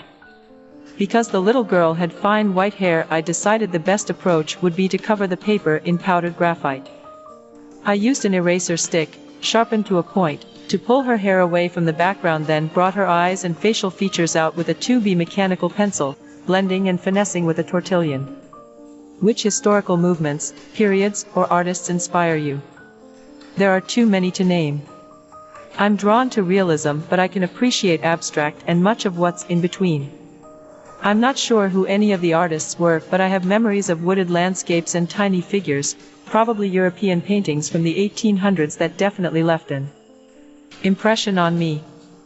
However, I'd have to say, many of the Dutch painters of the 17th century, especially Vermeer, are my favorites.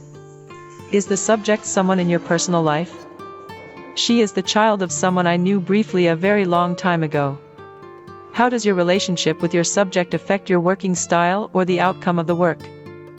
This particular piece was not so much about the subject because it was from an old photograph, it was more about technique because it was a combination of erasing and drawing.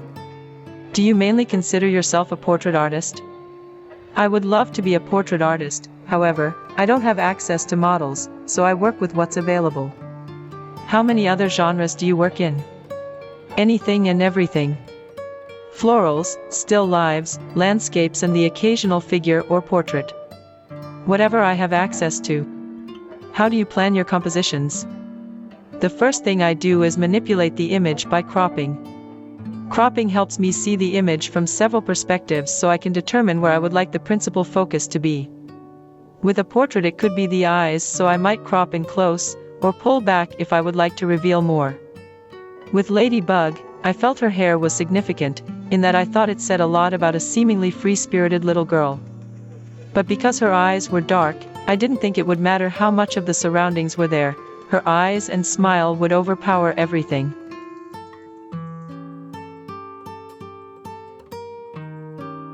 William Harrison. What inspired you to draw this subject? I've been doing a series of drawings of street musicians. I work strictly from photos, and I came across this shot of an old man who seems to be a street musician in downtown Dublin, Ireland. This subject had everything I was looking for: character, intensity, and a combination of interesting textures and values. How did you determine which medium to use in this piece? All of my current work is done with Wolf's carbon pencil, mostly the 2B, on 300 pounds. Fabriano Artistico paper.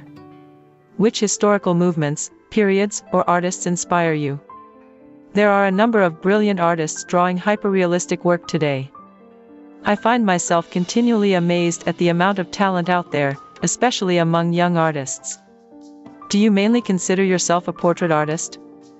I draw mostly people, but I also do some wildlife. However, I consider all my drawings to be portraits, whether of a musician or a mountain lion. In any drawing, I try to capture what is unique about that individual. You'll also notice that I don't include backgrounds in any of my drawings. My goal is to make the viewer focus on the subject, to say, look here. Look at this thing, this person. Look deeply, and see what makes them unique. I find that when I put in backgrounds, it distracts the viewer, and they begin to think about how he relates to his surroundings rather than focus intimately on him, on his face, his hands, his clothing, which is where I want their thinking to go. How many drawings/sketches of the subject did you do before you finished this one? I don't do preliminary drawings. As I said, I work strictly from photos, whether I take them myself or use the work of other photographers, with whom I negotiate permission to base a drawing on their photo. When I settle on a subject photo, I put it in Adobe Photoshop and manipulate the values until I'm satisfied with the result. My goal is to create a certain drama in the lighting, while highlighting textures, both in skin and in clothing. I spend quite a while in Photoshop, which is a wonderful tool. But once I have the image the way I want, it's all done the old-fashioned way.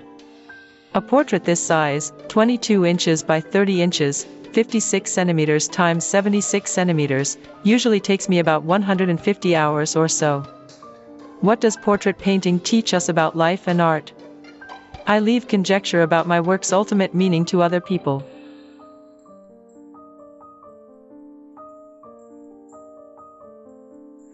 Thomas Patrick Heflin. What inspired you to draw this subject? I was mainly looking for landscape subjects on a research trip through North Georgia. I stopped at a little house in the country to ask directions and found this sweet old lady in her backyard hanging out her laundry to dry. She had all the character I needed to make a good painting. Did you work from a photo, live sitter, or both? Because I was on the move, I didn't have time to work from life, so I took a photo. When I returned home, I did this preliminary sketch. How did you determine which medium to use in this piece? I believe the pencil tends to be closest to the artist's heart. Sometimes highly finished paintings lose that initial spark that the subject inspired. I used only one pencil for the entire rendition. The last thing I want to hear from the viewer about my work is, wow, it looks like a photograph.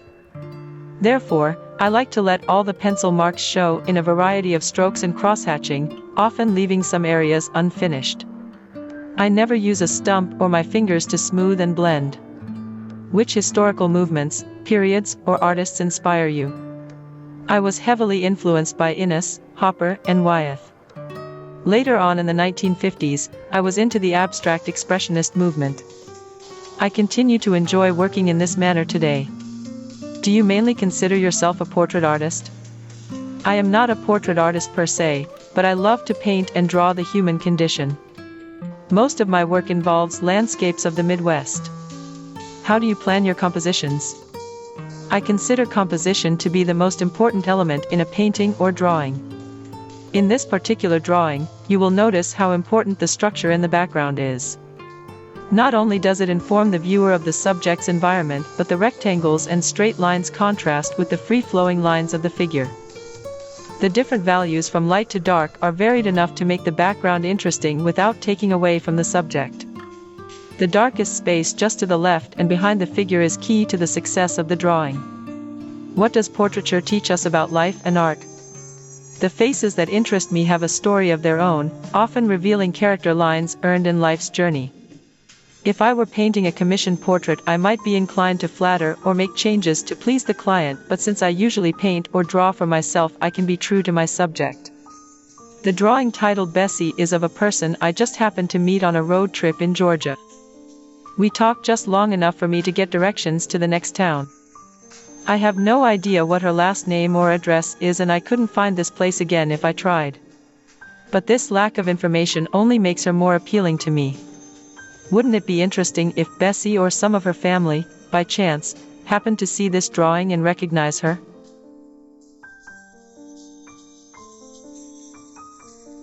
Elizabeth Hood. What inspired you to draw this subject? I loved the photo vignette of the two subjects having a quiet nap, and I wanted to capture the feeling of that moment and the way their faces mirrored each other in their contentment. Did you work from a photo, live sitter, or both?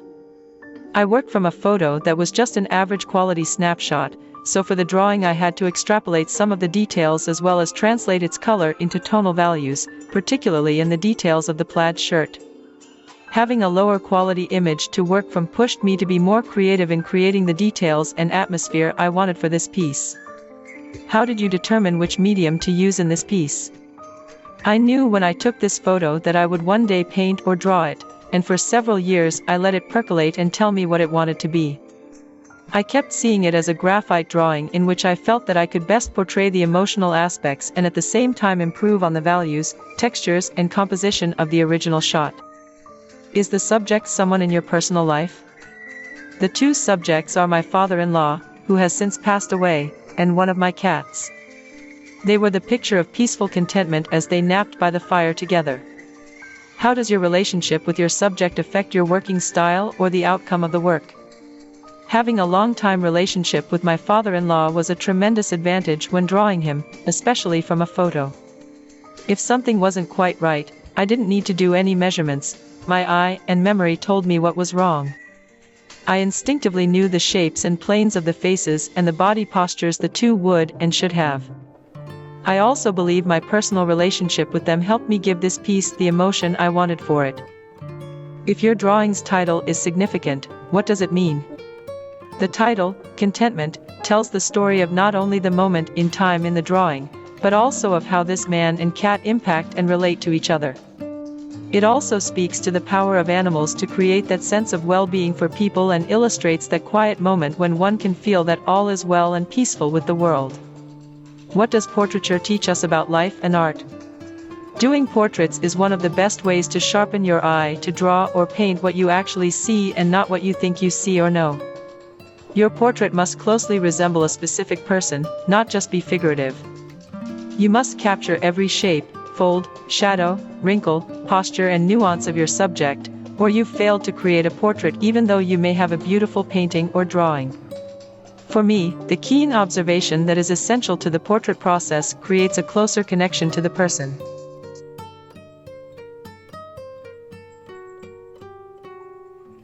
W.F. Bill James. Which historical movements, periods, or artists inspire you?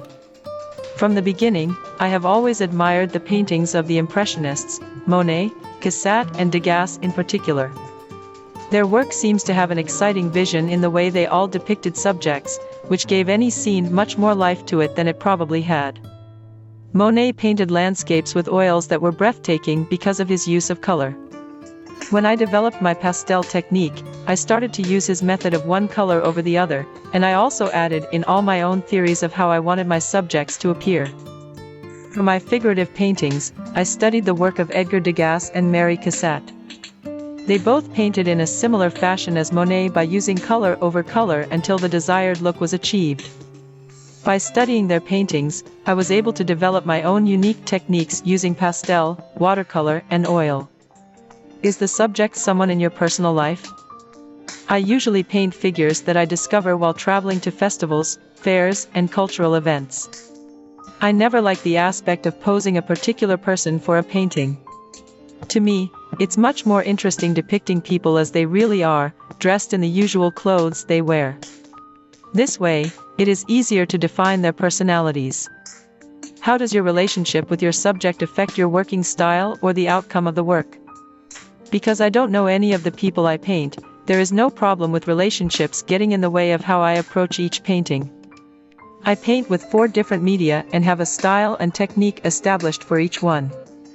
Therefore, neither the style or outcome of each painting is affected by the subject, but rather, I concentrate on the emotion or message I want to depict. Do you mainly consider yourself a portrait artist? I can paint portraits, but prefer to paint people just being themselves in everyday life or performing a certain task in association with a cultural event or a reenactment. I have many genres I enjoy painting. My favorites are Civil War reenactments, rock singers, ballet, landscapes, and ethnic and unique-looking people.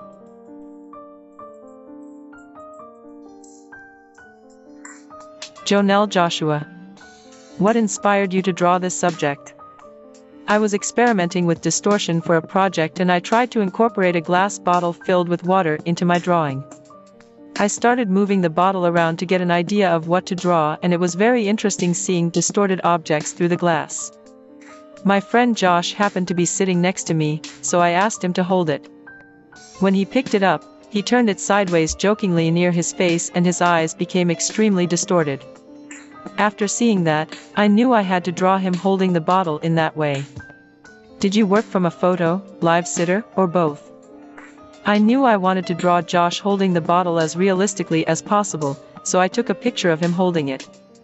I took the picture in a dark room and put a lamp next to him to increase the value in his face. Working from the photo made it much easier to look at the details in the glass and allowed me to draw a realistic image. How did you determine which medium to use in this piece? I wanted the image to be colorful, clean, and as realistic as possible. Also, I always prefer using dry mediums with the least amount of mess. So I thought Prismacolor pencil would be the best medium for me to use. Which historical movements, periods, or artists inspire you? Salvador Dali has always been an artist that I've admired. I love surrealism, and as I was working with distortion, I was definitely thinking of him and his work. Is the subject someone in your personal life? The subject in the drawing is my classmate Josh, who I sat next to in AP drawing. How does your relationship with your subject affect your working style or the outcome of the work? Josh's silliness definitely helped me create this drawing. He continued to make weird faces as I took pictures of him, which made the finished product really interesting to look at.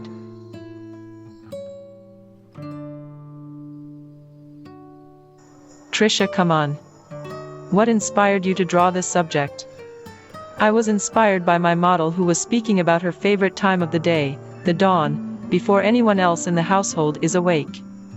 She explained that each morning she wakes very early to sit alone, read and reflect on life. If your drawing's title is significant, what does it mean? I did this piece in November, which happens to be a very gray time of year in Cleveland, Ohio. This piece represents the season along with portraying my model's gray dawn state of being. How did you determine which medium to use in this piece? My work is done primarily in the mediums of oil and pastel. Since I had just purchased a new set of gray pastels, I was excited to try them out. Did you work from a photo, live sitter, or both? As always, I prefer to do my work from life rather than from a photo. There is a better connection with my subject this way. I feel the emotion, passion, and empathy that exists in the presence of each other. Using the process of observation gives me a quick impression and an inspiring vision from the very beginning. I then hold on to that vision and develop it in my work through the use of composition, light, form, texture, and space. How does your relationship with your subject affect your working style or the outcome of the work? Time spent with the model enriches the work and the experience. My goal is to create paintings that capture a mood revealing the unique qualities of an individual, both physical and spiritual. At the same time, the paintings reveal something about all of humanity. How do you plan your compositions? I did a small thumbnail sketch to determine the composition, followed by the final work. My composition includes the large window that she was silhouetted against and a chair with interesting negative shapes, which, when cropped, break up the space. Do you mainly consider yourself a portrait artist? I consider myself, first and foremost, a portrait/figurative artist, although I work in several other genres, including landscape and still life. What does portraiture teach us about life and art? It is an experience. When another human being intersects our lives, it is a mere look into a moment in time.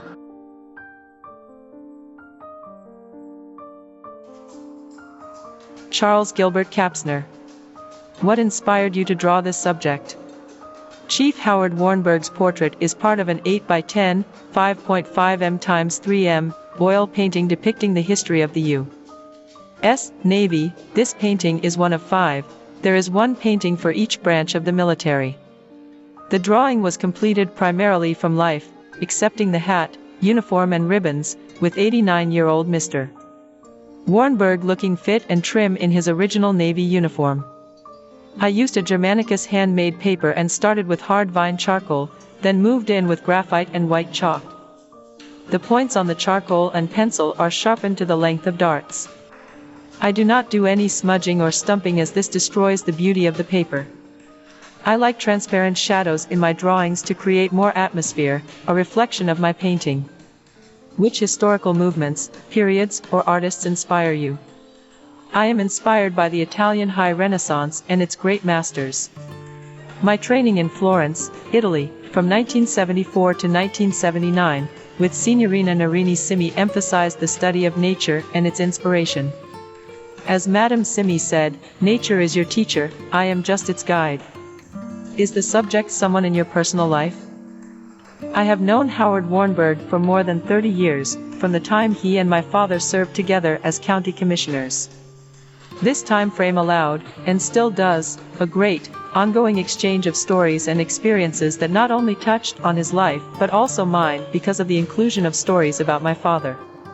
Do you mainly consider yourself a portrait artist? I do not classify myself as solely a portrait artist. I work in many genres, fresco, landscapes, florals, with still life painting my preference. Yet I feel a broad perspective of interests and challenges is a healthy road to follow. For a more detailed review and understanding of my interests, please visit buonfresco.com. How do you plan your compositions? Compositions are an intricate part of the creative process. I can and do say there are rules and regulations. However, I feel compositions are instinctive. What does portraiture teach us about life and art? Portrait painting brings us as close to the human spirit and the multiple benefits that come from the exchange of ideas and interest between model, painter, and viewer. It is the uniqueness of these moments that add to the human experience and our presence on the planet.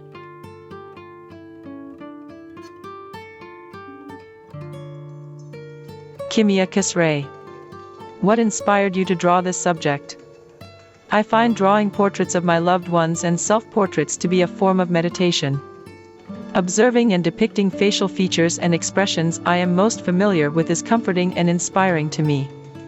Capturing raw emotions and thoughts are the most challenging and beautiful parts of this process. Did you work from a photo, live sitter, or both? I used a mirror and several photographs as references for this drawing. Photos tend to flatten the subject, so whenever possible, I draw from life. How did you determine which medium to use in this piece? The inspiration for this drawing came after a series of studies on gray paper. I was fascinated by the nuances created using only lights and darks. In many ways, shadows are more the subject of this piece than my own likeness. Do you mainly consider yourself a portrait artist? Portrait painting has been a lifelong interest and a focus of my artistic career up to now. I do not consider myself a portrait painter as I tend to experiment with different genres, mediums and subjects for my paintings and drawings. Have you drawn this subject before? This drawing is part of a series of 2 drawings with concepts I had envisioned for many years prior to finding the perfect medium and time to actualize them. I have done very few self-portraits but have spent countless hours staring at the mirror observing and visualizing drawings/paintings that portray a meaningful vision of me. What does portraiture teach us about life and art? Capturing a human's raw emotions and thoughts is a true privilege and a sensitive subject that requires a special dedication in terms of honesty in approach and a level of familiarity that lies behind many layers under the surface.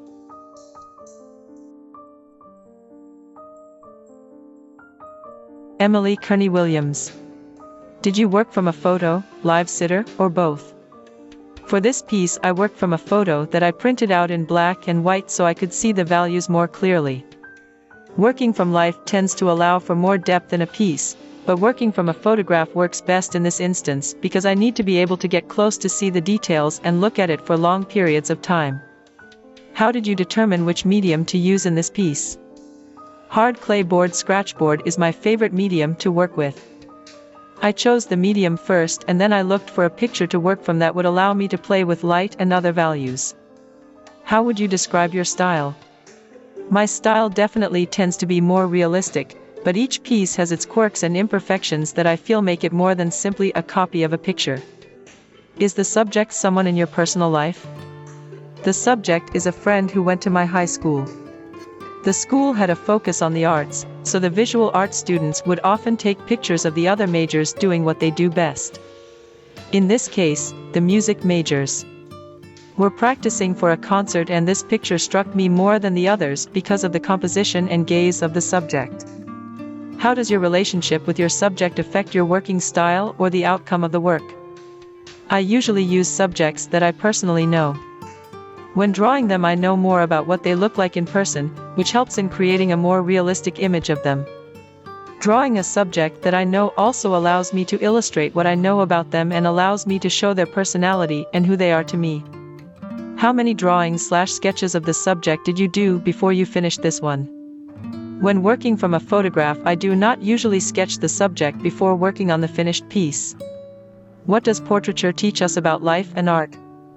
I think portraits are one of the most interesting subjects to paint or draw. A person's face and body language can say so much about who they are and it is wonderful to capture that in a work of art.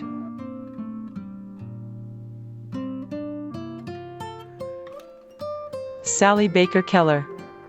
What inspired you to draw this subject? I created this drawing as a teaching tool for one of my students. She is currently making portraits of her grandchildren and was frustrated with her trial and error approach. As she watched me demonstrate the step-by-step process that I frequently use to achieve a likeness, she became much more accurate and confident in her drawing ability. Did you work from a photo, live sitter, or both? I love to work from life, but sometimes it's impractical, especially when the subject matter is a pet or a young child. The visual reference for this drawing was a color photo that I converted to a halftone image so I could concentrate more fully on the subtle range of values. How did you determine which medium to use in this piece? If I'm creating a painting for myself, I consider what medium would best enhance the subject matter, but with a commissioned portrait, my clients often have a definite medium preference. If they are undecided, I rely on my years of experience working in many diverse mediums, including pastel, oil, colored pencil, charcoal, and graphite, to help them select the ideal medium for their special one-of-a-kind portrait keepsake. How does your relationship with your subject affect your working style or the outcome of the work? I often have to work strictly from photos. Whenever possible, though, I prefer to meet my actual subject in person. In a face-to-face meeting, I can gather so much more information and visual impressions than I can ever get from merely looking at a photo. When I see the individual gestures and the natural poses they assume when we're in conversation, it helps me compose a painting that will more accurately reflect the personality of my subject. Do you mainly consider yourself a portrait artist? My primary focus has always been portraiture, a passion that stems from my deep appreciation of the unique qualities and dignity of each individual. I continually strive to capture the essence of these personal characteristics in my paintings. Have you drawn this subject before? This drawing was my first portrayal of this little girl, but I'm currently working with my student, using a similar step-by-step demonstration method, to create a full-color oil portrait of her in a different pose as a companion piece to the graphite drawing.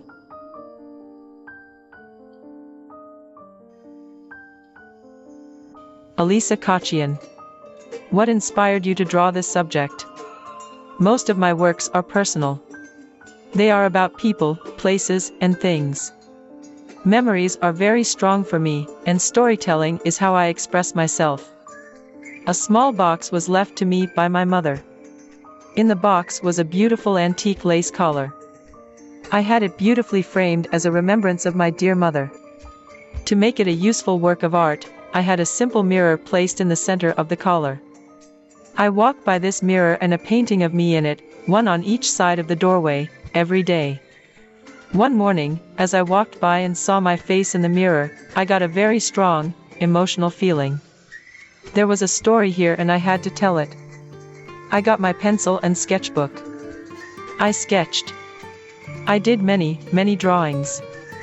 I decided my story would work best on many layers of transparent mylar paper, with collage over and under, and watercolor and pencil. How did you determine which medium to use in this piece? My main medium is watercolor. My strongest element is line, being sensitive to placement and gesture. Have you drawn this subject before? Did you work from a photo, live sitter, or both? I have done some portraits of myself, for different projects and from real life. Portraits of my mother I have drawn from old black and white photos. What does portraiture teach us about life and art? Nothing can teach us more about life than drawing and painting portraits. Difficult projects teach us so much, and problem solving helps us and is a wonderful way to improve our paintings, whatever they may be. There is pleasure in both the seeing and doing.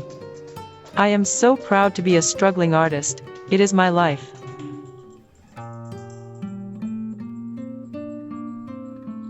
Kathleen Corn probs. What inspired you to draw this subject? The city I live in, Ingolstadt, is in the heart of Bavaria. African Days is an annual festival celebrated throughout the city center. Numerous cultures take part. Two very young guests, from Trinidad, drew my attention immediately.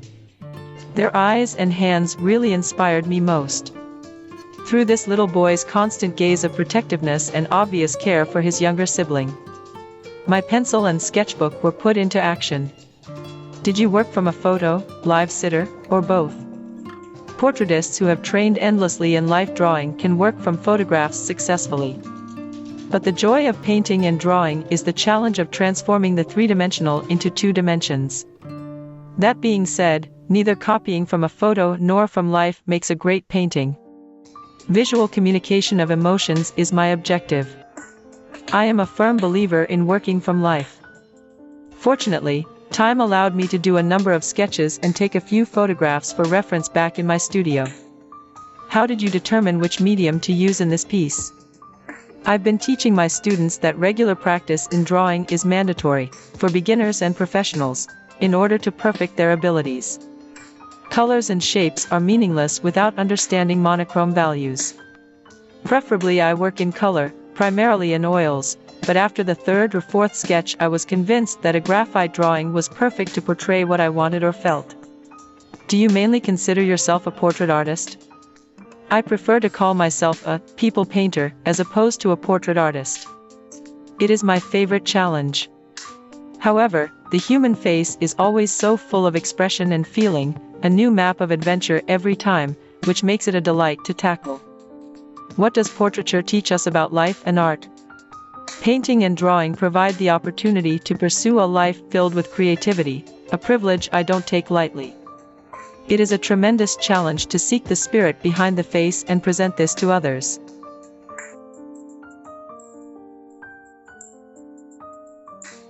Lauren Krawczyk. What inspired you to draw this subject? I was lucky enough to have photographed my friend's baby, Chas, at 4 months of age, and when I saw this photo, I knew I had to draw it. Did you work from a photo, live sitter, or both? I've always drawn from photos. I enjoy taking my time on my portrait work and produce much better results when working this way. How did you determine which medium to use in this piece? I work almost exclusively in pencil. It's a forgiving medium to use when trying to create the most exact replication of a subject. The pencil blends easily to create soft areas of gray for areas such as the skin, and a very sharp point can create amazing detail in areas like the eyes. How would you describe your style? I try to make my portrait work as realistic as possible.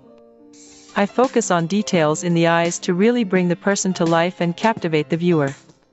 How does your relationship with your subject affect your working style or the outcome of the work? Being a friend of Chasa's mother definitely impacted my desire to make this portrait one of my best. I've drawn celebrities in the past, and although they are great to draw, you don't have that personal and emotional connection with your work. I've drawn loved ones for people before, and the work is just so much more satisfying. Do you mainly consider yourself a portrait artist? I do consider myself a portrait artist when speaking in terms of traditional art. In my profession as a graphic designer, I may sketch out a few ideas here and there, but my artwork is mainly done on the computer. I love creating my portraits because I get back to creating something by hand. Was this portrait commissioned or initiated by you? This portrait was initiated by me after viewing photographs I had taken of Chas. I was really touched by the photo, and it stood out to me, and I knew I wanted to draw it. I believe it is my best portrait work to this day, and I am very proud of this piece.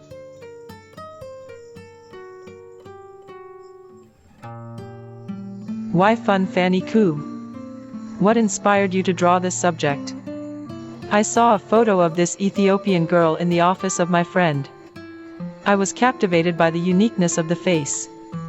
I asked for a copy of the photo and the permission to do a painting of it. Did you work from a photo, live sitter, or both? I worked from a black and white photo but tried to modify the two-dimensionality of the photo to be more lifelike. How did you determine which medium to use in this piece? I started to paint the portrait in oil on canvas a few years ago but never finished it. I didn't feel right and lost interest to continue. I went to the Academy of Realist Art to learn traditional draftsmanship. I learned drawing by copying the work of the old masters, drawing and painting from live models. After finishing my drawing program, I looked for a project to do and found that this old photo was perfect for working with graphite on paper. How would you describe your style? As I am training in classical realism, my style at the present time is realistic. I generally paint in impressionistic style with my landscape work. Which historical movements, periods, or artists inspire you? I am inspired by painting from the Renaissance period, the 19th and early 20th century European art and Impressionism. I copy drawings of Leonardo da Vinci, Michelangelo, and Rembrandt. My other favorite artist is Vincent van Gogh. Do you mainly consider yourself a portrait artist? I like portraiture and enjoy making portraiture of people. I also do landscape paintings, still life, and abstraction. How many drawings/sketches of the subject did you do before you finished this one? I did an oil sketch on canvas but didn't feel like finishing it in that medium. I did an accurate sketch on cartridge paper in pencil and then transferred the drawing to gray-toned Stonehenge paper. I followed the steps that I learned in art school and built up the drawing from big forms to small forms. This is the only finished drawing I did on this subject. I was delighted with the result. What does portraiture teach us about life and art? I love nature. The purpose of my art is to copy nature and to achieve perfection in representing nature. There is not anything more natural than the faces of people. Quite often I struggle with capturing the likeness, the expression, and more importantly, the soul of the person. I am most joyous when I succeed in portraying my subject.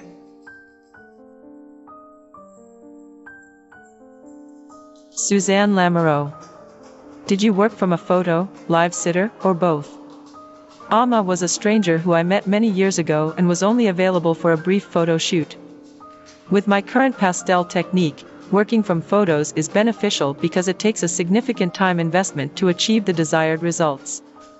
However, working solely from photos can be limiting, as the camera may provide vague information. Although my technique is time-consuming, I prefer to draw my models from life so I connect and get to know the person. It becomes easier to express their personality in my artwork. How does your relationship with your subject affect your working style or the outcome of the work? Before I choose a person to pose for me, it is important for me to feel a connection to the model. Getting an honest insight into their personality and having a rapport with the person makes it easier to express their emotions in my artwork and communicate the person's character.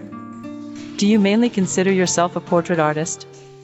The primary genre explored in my artwork is portraits. I also love to draw animal portraits, especially cats, as they have rich and diverse personalities. How do you plan your compositions? Prior to working with the model, I will brainstorm ideas for clothing, accessories, and the model's poses. During a photo shoot, several photos are taken from different angles of each position the model takes. The process is the same when the model changes clothing. Before starting the final drawing, several thumbnail sketches and small studies are completed in a sketchbook. What does portraiture teach us about life and art? Each person's experience in their journey is unique and they bring forth an interesting story to share, creating a rich diversity in our world. Within each individual there is inner beauty that awaits expression in the physical world. One common thread that ties us together on our journey is how we collectively understand specific emotions, such as love, joy, happiness, and loneliness. When looking at portrait art, the viewer instinctively connects to the expressed emotions and creates a personal interpretation of the story. Thus, portrait painting enables the viewer to take a moment to see the person's inner beauty and how it is expressed to the world.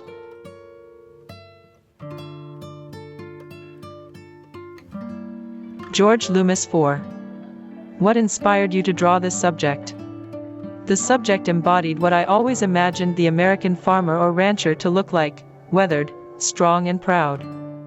His appearance tells the story of a man who carved his living out of the land with his own two hands, while perhaps, at the same time, the environment did a little carving of its own. How would you describe your style? My style would be best described as realistic, or as close to it as I can get. If your drawing's title is significant, what does it mean? I have always enjoyed the urban coffee shop scene, its people, environment, and all the various coffees to choose from. Then I was exposed to a new scene the day I shared my first cup of cowboy coffee with the model at his ranch in South Dakota. The environment was stunning in all its natural beauty, the only variation was how long you let the coffee cool before you drink it. As I watched this man's large rough hands cradle the hot cup and the look on his face, I just knew this was going to be one good cup of joe. Have you drawn this subject before? Yes, I have used this subject once before in a pen and ink piece titled Through a Cowboy's Eyes. Did you work from a photo, live sitter, or both? This piece was created from a photo I took of the subject while we visited over a cup of coffee. Working from a photo affords me the flexibility that live sittings cannot. Through my camera, I can pull most of what I need to compose a piece, and then I can create the rest at the drawing board. Furthermore, when I am called away, no one is interrupted but me, and when I return to my art, sometimes days later, there it sits, just as I left it.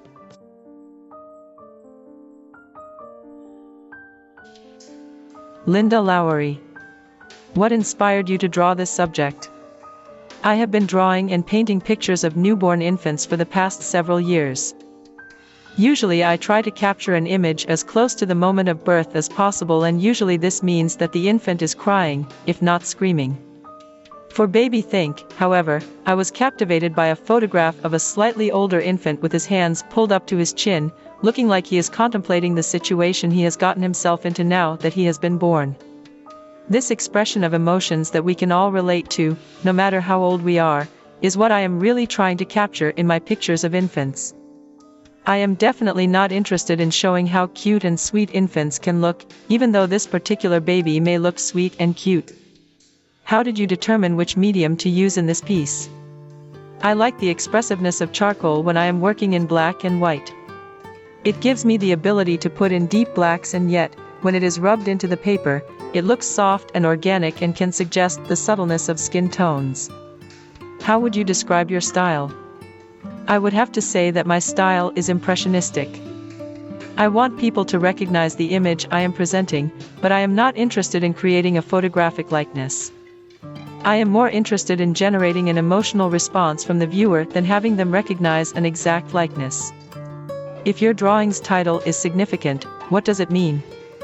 Something about this pose reminded me of Rodin's The Thinker. I can imagine this little infant pondering the meaning of life. Which historical movements, periods, or artists inspire you? I have been influenced by many movements in the history of art and by many artists, from Rembrandt to Pollock.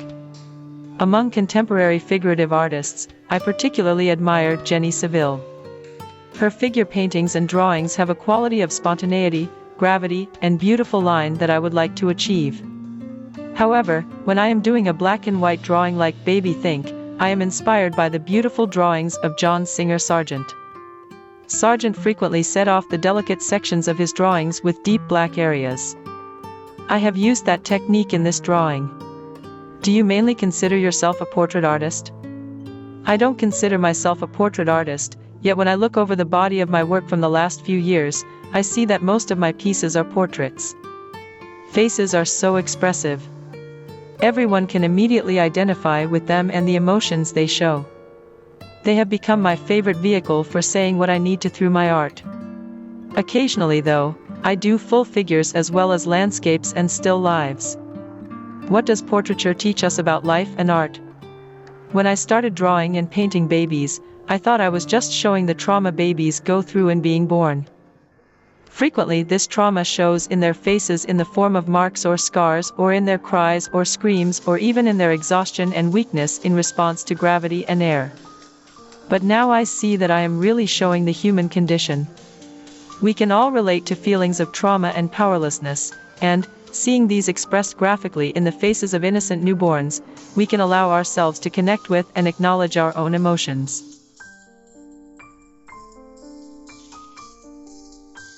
Jo M Kekney. What inspired you to draw this subject?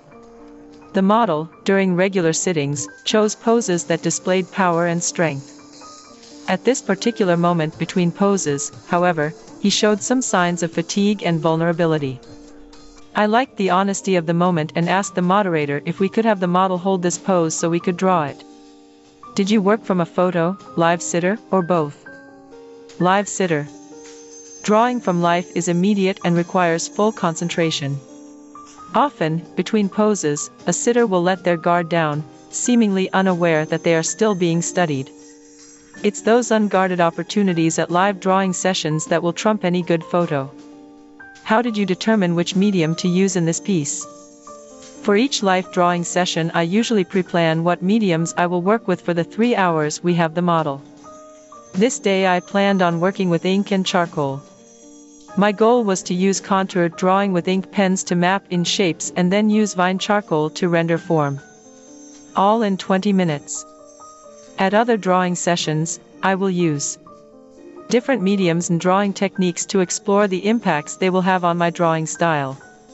Which historical movements, periods, or artists inspire you? I love the work of Cathy Adas. She was a master at capturing expressive content in her works. Much of her artwork is heart-wrenching to view. Woman with Dead Child is such a moving piece. If I could create such masterful works of art, I think I would then quit drawing. There would be nothing else to say. How would you describe your style? My style borders on representational expressionism with a touch of abstract. How do you plan your compositions? I usually work on 24-inch x 18, 61 centimeters x 46 centimeters, or larger paper. Larger paper frees me up to be more energetic and expressive. I then map in a rough shape of the part of the pose I want to capture and see how it relates to the 4 edges of the paper, with special attention to the negative space around the subject. With this done, I check that each large shape, both for subject and negative spaces, is as different and pleasing to the eye as an abstract shape.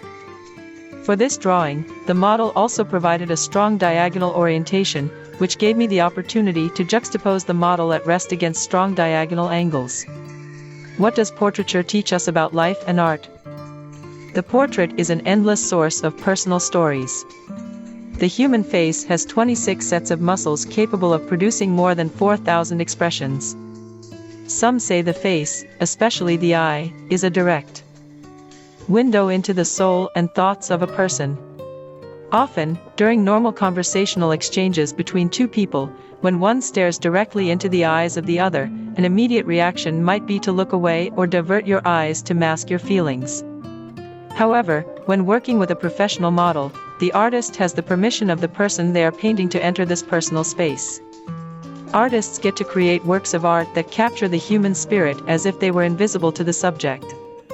Portraiture also allows the viewer to be invisible for a little while as they read the thoughts and emotions of the subject captured by the artist.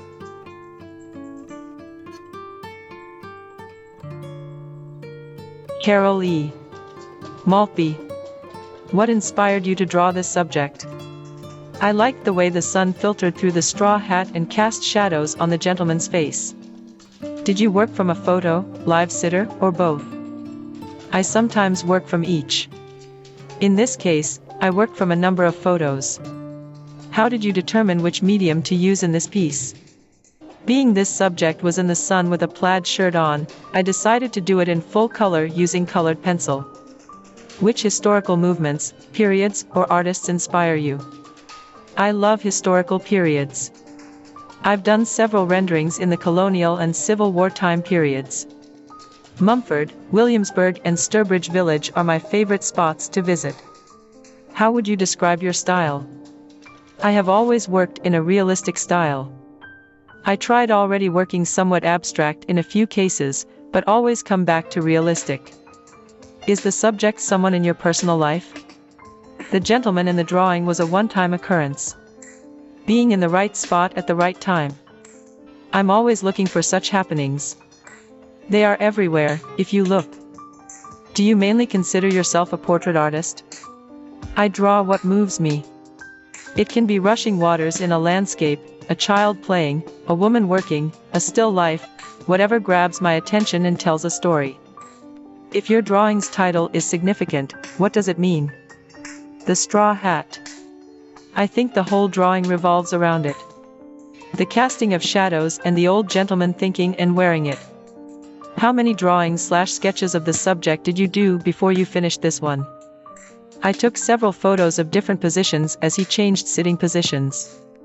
He was eating at the time, as I was. So I had time to observe him and get different positions. Have you drawn this subject before? I had never seen him before. What does portrait painting teach us about life and art? I never liked figure or portrait drawing in the beginning. In fact, I stayed away from it in the beginning, doing more landscapes or still lives. Gradually I started observing faces. The faces and stories they tell started getting me involved in drawing them. I just finished a picture of an old woman with lines and deep wrinkles in her face, and it makes me wonder what her life was like.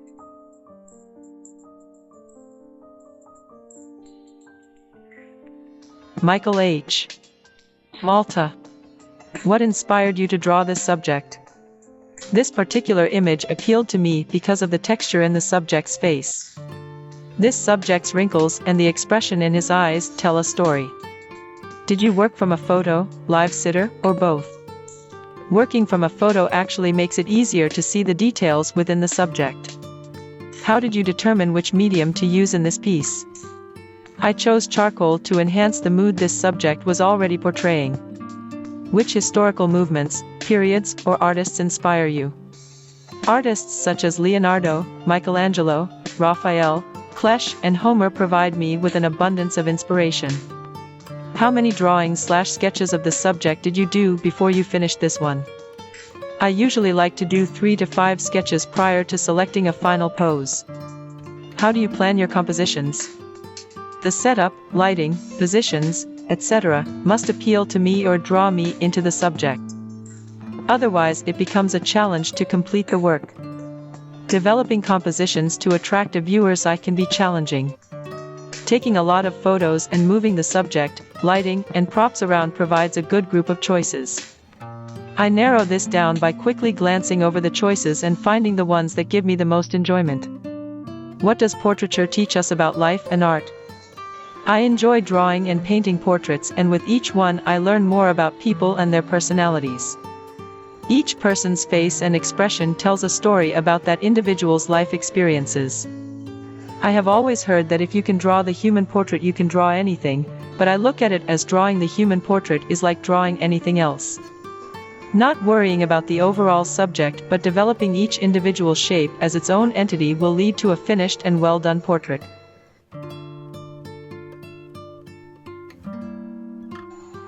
Bob Manthe. What inspired you to draw this subject? The classic self-portrait of the artist at work. The style was inspired by the pencil drawings of Norman Rockwell, the subject on a stark white background. Did you work from a photo, live sitter, or both? Being a self-portrait, working from a photograph was the only option. But I always work from photographs. I set up the shot and took the reference photo myself, which made it tricky to look like I was working when I only had 10 seconds to get from behind the camera and into position. How did you determine which medium to use in this piece? Until recently, my typical medium has been pencil, either straight graphite or Prismacolor. I have just recently gotten into oil painting and I am still developing my technique, but pencil was my go-to medium. How would you describe your style? Realistic, bordering on photorealistic. I believe it is an amazing technical achievement to do a piece that is almost impossible to determine whether it is a photograph or artwork, but I like the fact that my work still looks a little like artwork and not photocopy. How many drawings/sketches of the subject did you do before you finished this one? I don't do preliminary drawings or sketches. I do that on the computer when I prepare my reference material. I'll manipulate my reference image before I get started on the final piece. My finished piece of art is the only piece of art on the subject. Which historical movements, periods, or artists inspire you? I am inspired by all artists. I spent 30 years of my professional career in advertising art, page layout, photo retouching and photo placement, very little actual artwork. In the meantime I developed carpal tunnel syndrome, and it became difficult and painful to hold a pencil for more than a few minutes without my fingers going numb. After I had the carpal tunnel surgery, I realized that I really should be using my talent and ability while I still can. Now, at 50, I have a newfound appreciation for traditional artwork, and I am inspired by all artists, past and present. Do you mainly consider yourself a portrait artist? Yes, I would call myself a portrait artist. But then again, that's all I've ever done. I did a few still life drawings in high school and college. But portraits are my forte. Have you drawn this subject before? No, this is the first time I've done a self-portrait. Well, actually, I did one in art school, Art Institute of Pittsburgh, but it's backwards. Because we did self-portraits while looking in a mirror. What does portraiture teach us about life and art? I believe it is the other way around. As an artist, I think that life and art have taught me about portraits. The painted or drawn portrait is more than a photograph can ever be. It takes the artist to put life into the portrait. Every artist puts a bit of him or herself into their work based on their own life experience, thus changing the portrait.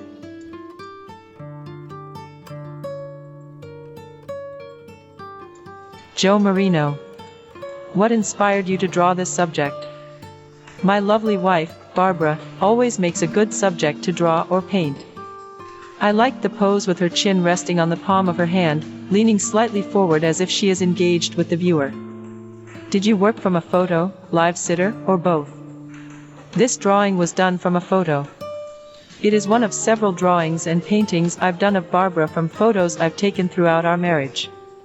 Because the drawing is someone I know, there is a need for accuracy, so it is more time-consuming than drawing an unknown person where I'm not generally as concerned. I attend live model workshops at least once a week and sometimes find working from photos to be a bit more challenging. How did you determine which medium to use in this piece? Although I also paint in oil, I use pastel and charcoal for many of my portraits. We just seem to hit it off well, and it has become my favorite medium. I like the variety of textures I can produce with pastel. I also use charcoal because I love being able to create a three-dimensional looking drawing using only black and the white or tint of the paper. I usually begin my drawings with charcoal. How do you plan your compositions? If I'm going to be working from a photo, I decide how much of the subject I want to draw, then crop the photo as necessary on the computer and make an enlargement to work from. I take a mental snapshot of the subject and visualize it on the support to get an idea of how and where it will fit. I make a quick sketch and make adjustments to the placement before I start. I often turn the support from portrait to landscape to see which would make a more interesting portrait drawing. What does portraiture teach us about life and art? We all have stories to tell, and I'm always curious about the story behind the artist and the sitter. There's a bit of my story in the portraits I paint. For the most part, whether I paint from a photograph or a model, there is a memory of the time and place I shared with the person.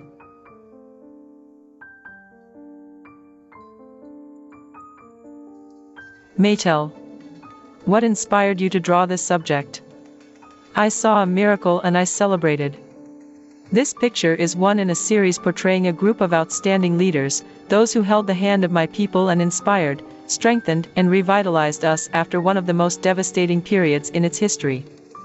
After losing its central core, a third of the people in a span of only 5 years, survival seemed impossible, and yet, through the guidance and encouragement of these divinely inspired men, the nation was revived, heritage and tradition intact and its spirit restored. Did you work from a photo, live sitter, or both? I work from photographs. It enables me to focus in on minute details. How would you describe your style? My style is realistic, but I draw what I see both with my mind and with my eyes. Do you mainly consider yourself a portrait artist? At present, all my work is exploring portrait and pencil.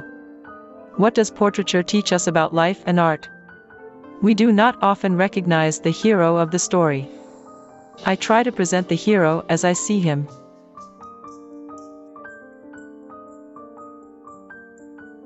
Cindy McLean. What inspired you to draw this subject? I had taken this photo when we had gone hiking together in the Kirishima Mountains in Japan. I loved the contrast of the blue sky and Nyang's expression. He looked in his element. It looked like he was in Mauritania with this background and the bright sunshine. Did you work from a photo, live sitter, or both? I worked from a photo that I took. When I saw it, I knew I had to draw it. So back in my studio, what started as a quick sketch ended up being a finished drawing, as I got so passionate and involved in it. I never paint or draw on site as people always talk to me, and that distracts me completely. I need to be alone in my own space when I paint, and I only sketch on site. How did you determine which medium to use in this piece? It started out as a sketch and the photo was perfect for pencil drawing and just a touch of color. Is the subject someone in your personal life? Nyang is my partner. He inspires me to draw him as he has beautiful features and angles. How does your relationship with your subject affect your working style or the outcome of the work? I think my relationship with him affects my work as I am able to really capture his expressions, moods, and feelings. I have done several drawings and paintings of him. What does portraiture teach us about life and art? Portraiture allows us to see someone's soul as seen through the artist's eyes.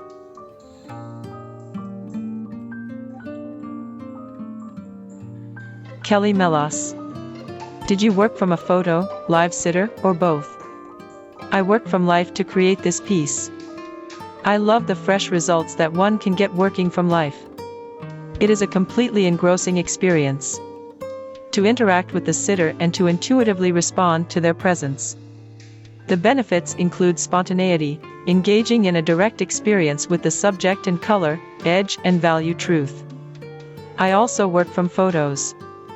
Photos are limited and not true as far as their colors, values, and edges, so it is imperative that an artist works from life enough in order for their photo work to be of quality. Once this confidence is achieved, it is fun to shoot for more inventive compositions via the use of multiple shots. It is also a solitary and connective experience that is less self-conscious sometimes. How would you describe your style? I would describe my style as realism meets impressionism. I love the strong draftsmanship of the realistic artists, but am also inspired by the fresh and direct approach and paint handling of the impressionists. My goal is to marry the two in my work. Which historical movements, periods, or artists inspire you? As far as style, I am deeply inspired by the artists of the late 1800s who were able to combine strong draftsmanship with interesting paint, handling, brushwork, and freshness. I am deeply moved by the work of Anders Zorn, Joaquin Sorolla, and John Singer Sargent, all from this time period. As far as the art of portraiture is concerned, I am moved by Rembrandt's ability to psychologically tap into his subject and show this experience in such a direct way. How does your relationship with your subject affect your working style or the outcome of the work? My relationship with the subject has a great impact on my work. I find that when I paint people I know, the paintings happen quickly, almost as if their faces have been painted in my mind's eye before the painting. When I am commissioned to paint someone's portrait, I must focus and intuitively take in who they are in a very short period of time. This involves a getting to know them phase in my work, which is quite fun. And even though it takes longer, in the end I come to respect and appreciate their individuality.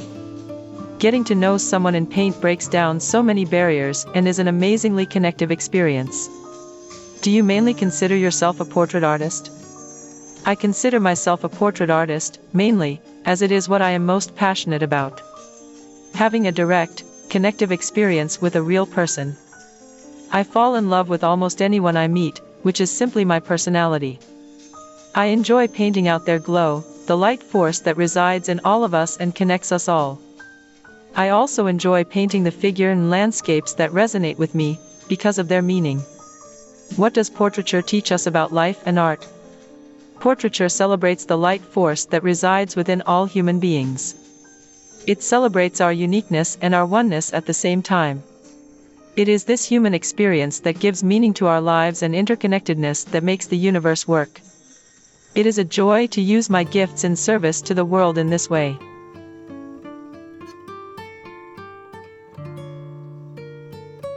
Cheryl Tipton Metzger. What inspired you to draw this subject?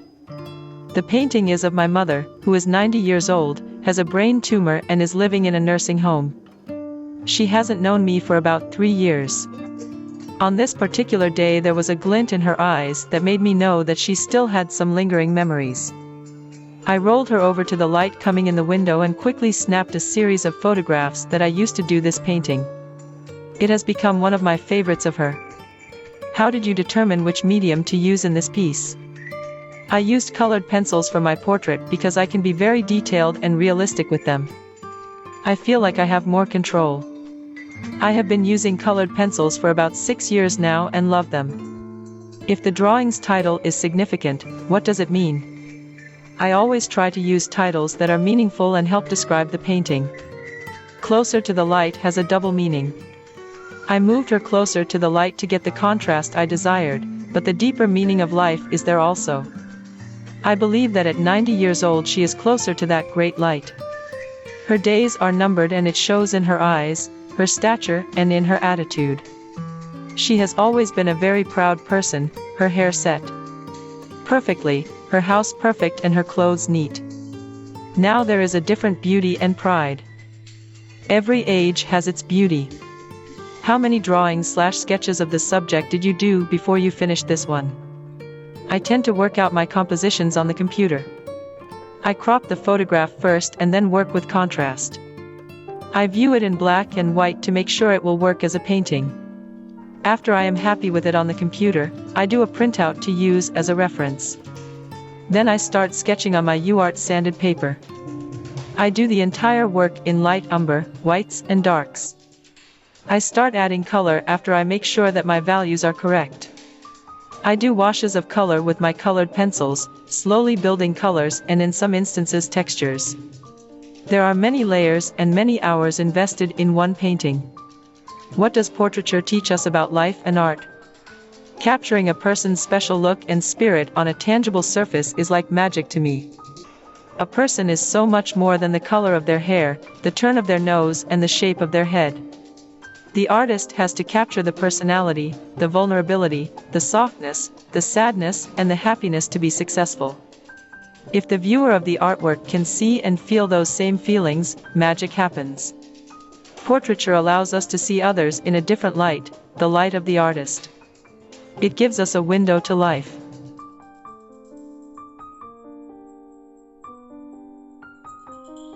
Judy Mailer. What inspired you to draw this subject? The portrait was done in a regular group session that I belong to where we share a model. It's first come / first choose as far as selecting a pose. It so happens that I had a profile view on this particular day, and I think that it worked perfectly for me as the model's profile shows so much character. Oftentimes, the profile view is underrated as far as being a striking and dramatic pose. Did you work from a photo, live sitter, or both? I work from a live model, take photos during each timed sitting, then finish up details after the 3-hour pose from my photographs. My goal is to get the bones in by the end of the session. There is definitely a sense of urgency when the model is up. I remember once seeing a shape around the ear and thinking, I'll check that later from the photo. Turns out the shape was an earring. I'm glad I didn't take too much time to investigate during the model session. That time needs to be devoted exclusively to the model. How did you determine which medium to use in this piece? For a portrait drawing I always use a pastel pencil, the Stabilo Carbothello 1400/645. How would you describe your style? My style is realistic with an emphasis on drama. It is always challenging to figure out how to achieve the drama. Sometimes it means deciding what to leave out.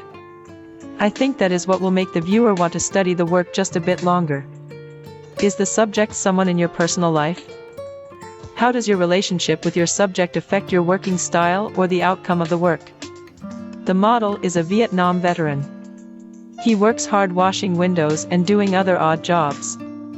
Often he is dressed in fatigues. I have never seen him looking disheveled. He seems to have a sense of pride in himself as well as a very strong work ethic. He enjoys sitting occasionally for our drawing group. Donald's face tells a story. I just use my sense of observation and try to comprehend and express it. Do you mainly consider yourself a portrait artist? No, I don't really consider myself a portrait artist. But when it comes to drawing the face, it is one of my favorite things to do. I do a lot of pet commissions, plans, air landscapes, still life, candid figurative portraits and large contemporary florals. The figurative portraits are done from candid photographs.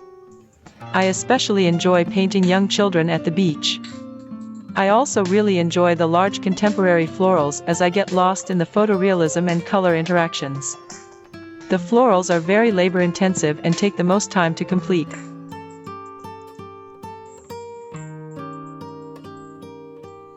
Ted Michalowski. What inspired you to draw this subject?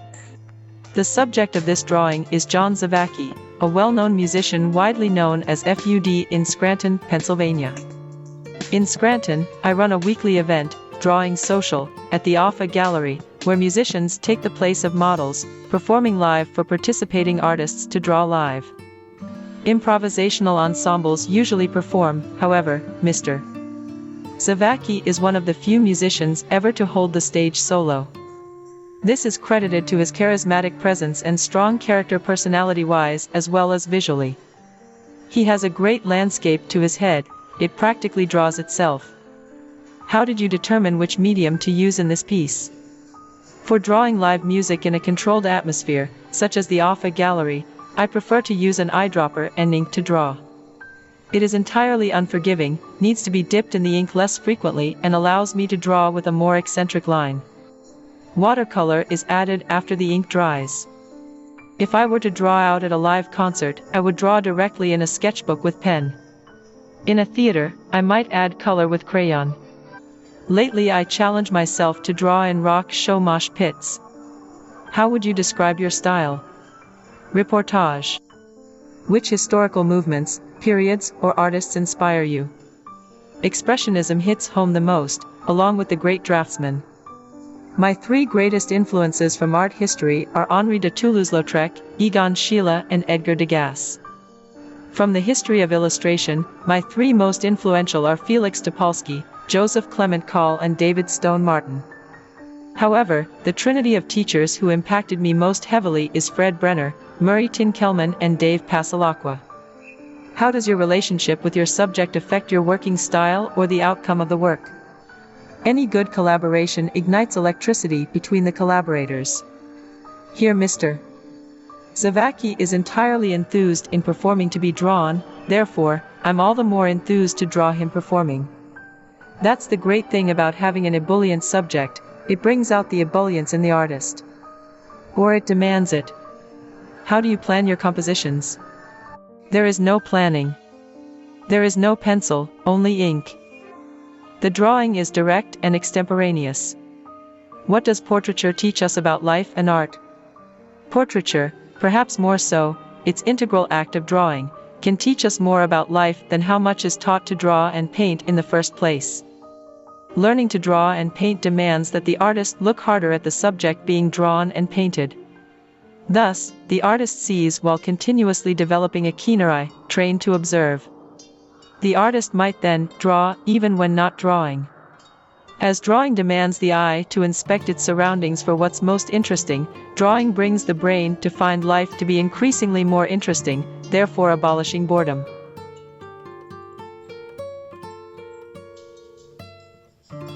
Ellen Milanich. What inspired you to draw this subject? My inspiration to draw this subject was simply a deep passion to recreate an image that I have a love for. The love or passion is the driving force in my heart and head that wants to know every detail of my subject's image. Before I begin, I study how the light lays over the face from the window, noting the highlights, cast shadows and the darkest darks. The light casts such soft, transitioning shadows over the quietly posed figure. Recreating the image with my charcoals gives me a sense of connection with the world and my place in it. Did you work from a photo, live sitter, or both? I use photo references to work from because they allow me to work around my work schedule and my drawing habit peculiarities. Often I will draw 30 minutes, then go outside to water my garden and rest my mind and eyes. When I return to my work, I am refreshed. For me, the photos are ones taken with natural light and no flash. The flash washes flat all those great shadows I love so much. I put the photos on my iPad, so I can enlarge areas to see details. Photos can capture children's fleeting expressions that are so expressive. How did you determine which medium to use in this piece? The medium I use for this portrait is charcoal, both white and black.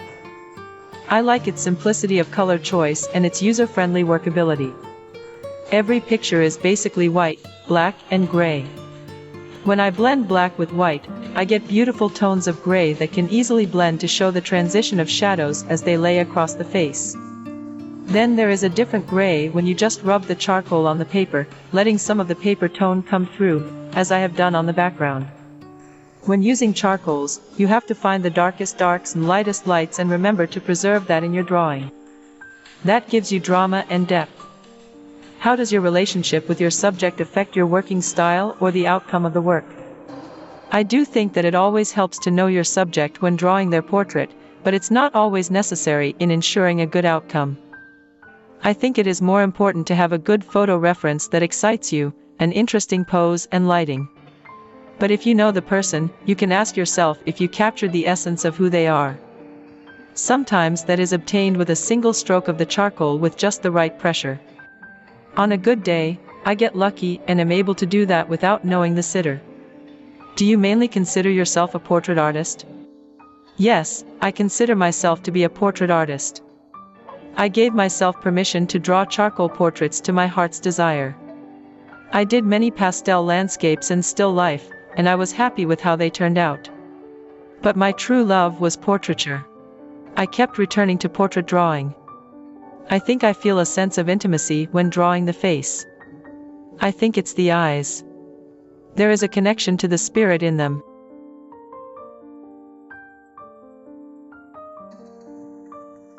Stephen Molyneux. What inspired you to draw this subject? I rarely do self-portraits and thought it was about time I did a more polished charcoal portrait.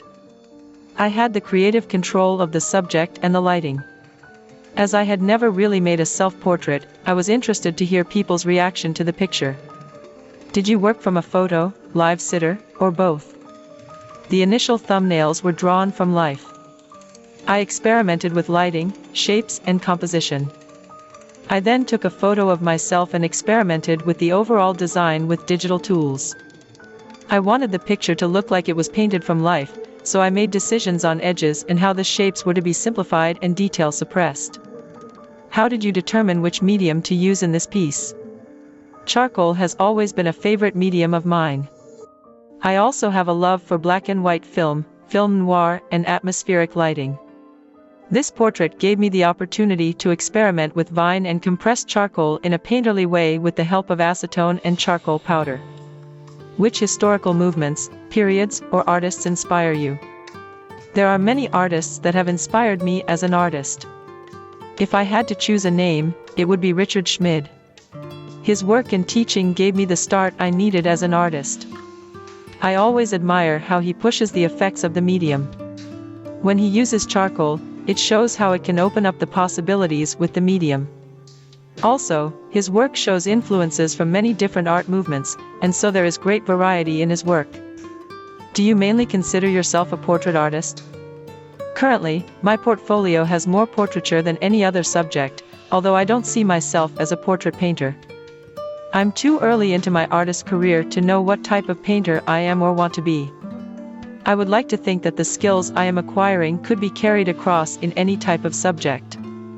At this stage, my preferred subjects are the figure and portraiture. I love learning about the human figure. How do you plan your compositions? The composition is started as a simple thumbnail. I look for an interesting 2-value design and then continue to a 3 to 4 value design with simple gradients. A photo reference is used at this point, and I use Adobe Photoshop to experiment with the Dane. If I was to use color in the picture, would do a few small color studies to find the color key.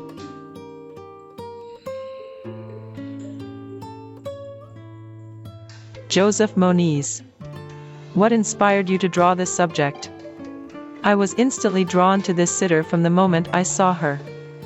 I found her oversized eyeglasses fascinating, the way they framed and animated her face. I approached her and inquired of her if she would be willing to sit for a portrait. To my satisfaction and relief, she agreed. Did you work from a photo, live sitter, or both?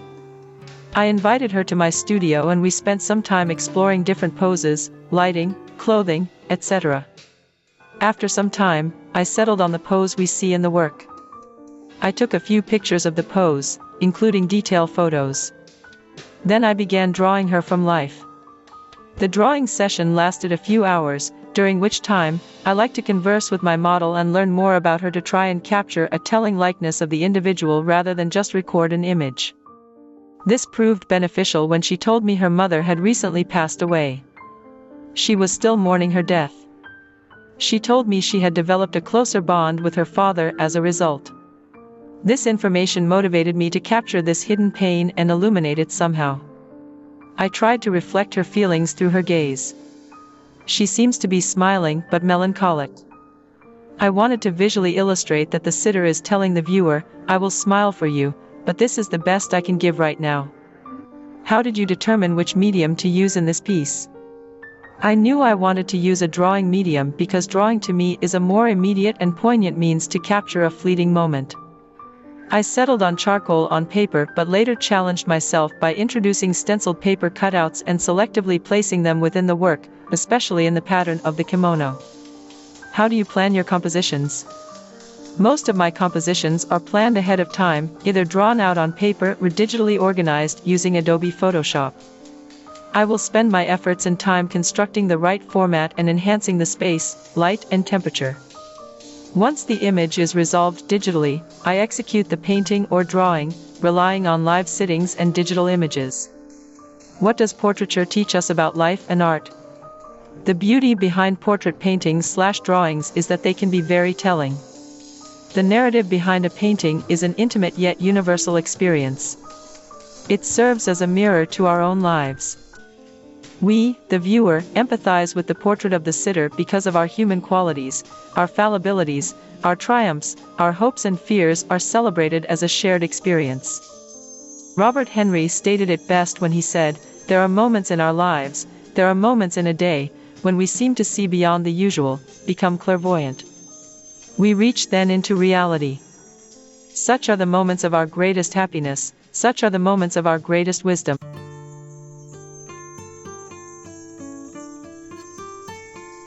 Jody Monroe. What inspired you to draw this subject? My husband is a firefighter. How did you determine which medium to use in this piece? I work mostly in colored pencil. How would you describe your style? I have a realistic style that portrays the different aspects of the profession of firefighting. How does your relationship with your subject affect your working style or the outcome of the work?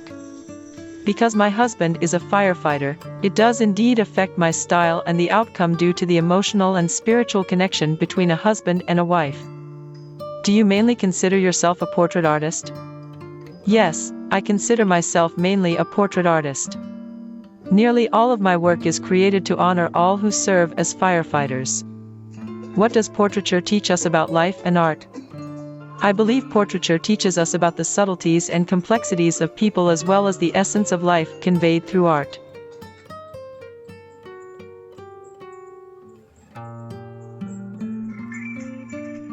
D.C. Morale. What inspired you to draw this subject? This is one of my friends. How did you determine which medium to use in this piece? I usually do detailed drawings first before I dive into the paintings. I also did this in oil paint, but the preliminary drawing is normally in graphite or charcoal. How would you describe your style? My drawing style is realistic. It doesn't match my painting style, which for now I try to keep really loose. I enjoy working fast in oil. But I also love to render things in graphite and charcoal as well because the drawings help me develop more of an understanding of the person's features before I lay it down in paint. Which historical movements, periods, or artists inspire you? All of them. I enjoyed the Pre-Raphaelites a lot when I was young because I love color so much. I also love artists like Willem de Kooning. I have a strong appreciation for Impressionism and Expressionism, as well as an appreciation for classical and technical art. I try not to limit myself when it comes to art. There is something to be learned in any kind of art. Do you mainly consider yourself a portrait artist? I consider myself a figurative artist, but I really haven't been able to get myself away from the portrait since I love portraiture so much. I've always loved portraiture, and even when I was young I would dedicate pads to portraits and fill them. There is so much story to be told in the face. I'm mainly keeping my work strictly figurative for now, but I'd love to dabble in landscape and still life as well at some point. If your drawing's title is significant, what does it mean? I always like to keep my titles direct and straightforward. With portraits it is pretty apparent that I would name them who they are. But the art I admire the most is the kind that when you look at it, you just get it. Art, for me, is about communicating without words. Have you drawn this subject before?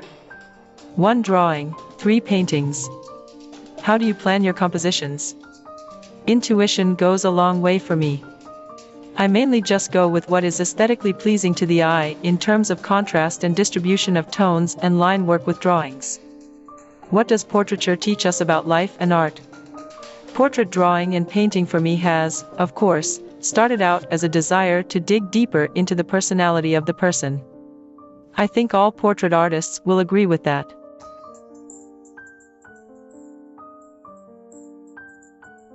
Sharon Maroney. What inspired you to draw this subject? I was inspired by my son, Jordan. I took a photo of him gazing up into a mirror to watch a reflection of a music video on a television screen. He reminded me of a Renaissance angel, reminiscent of Da Vinci or Raphael. The photo was quite blurry, but the essence was there. I had to draw it. It was the expression and the light that inspired me. Which historical movements, periods, or artists inspire you? This particular drawing is obviously inspired by the Renaissance period, hence the title, Da Vinci in particular.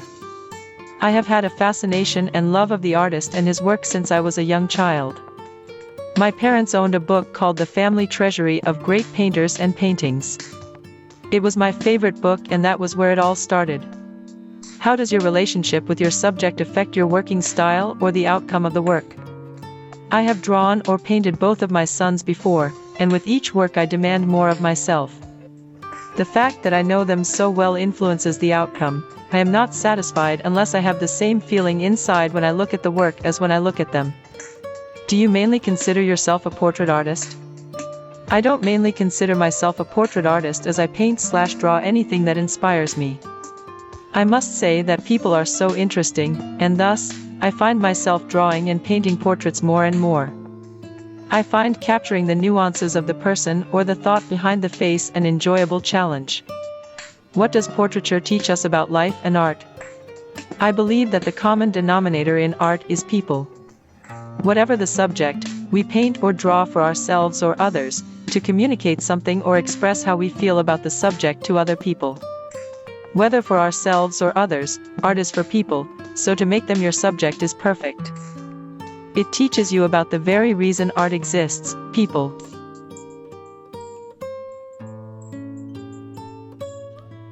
Angela Muellers. What inspired you to draw this subject? Is the subject someone in your personal life? I have known the subject of the drawing Haley since she was a toddler. She has studied acting and singing and is a vivacious girl. I am inspired by her present age, as she is in between the world of being a child and a teenager, the age where one is waiting to grow up and yet may fear the thought of what responsibilities may be expected in the near future. Did you work from a photo, live sitter, or both? Have you drawn this subject before? I have drawn the model from life and photographs, completing several drawings. How would you describe your style? I am a realist and find great value in the study of all artistic periods. While I am very inspired by the high classical period in Greek art, I also admire the abstract impressionism period. I have a deep connection for Mark Rothko's work and find that he has altered the way we look at paintings as all the giants who came before him. All the great artists are an important resource for my growth and voice. Which historical movements, periods, or artists inspire you? The inspiration for this particular piece came from the artist Angra.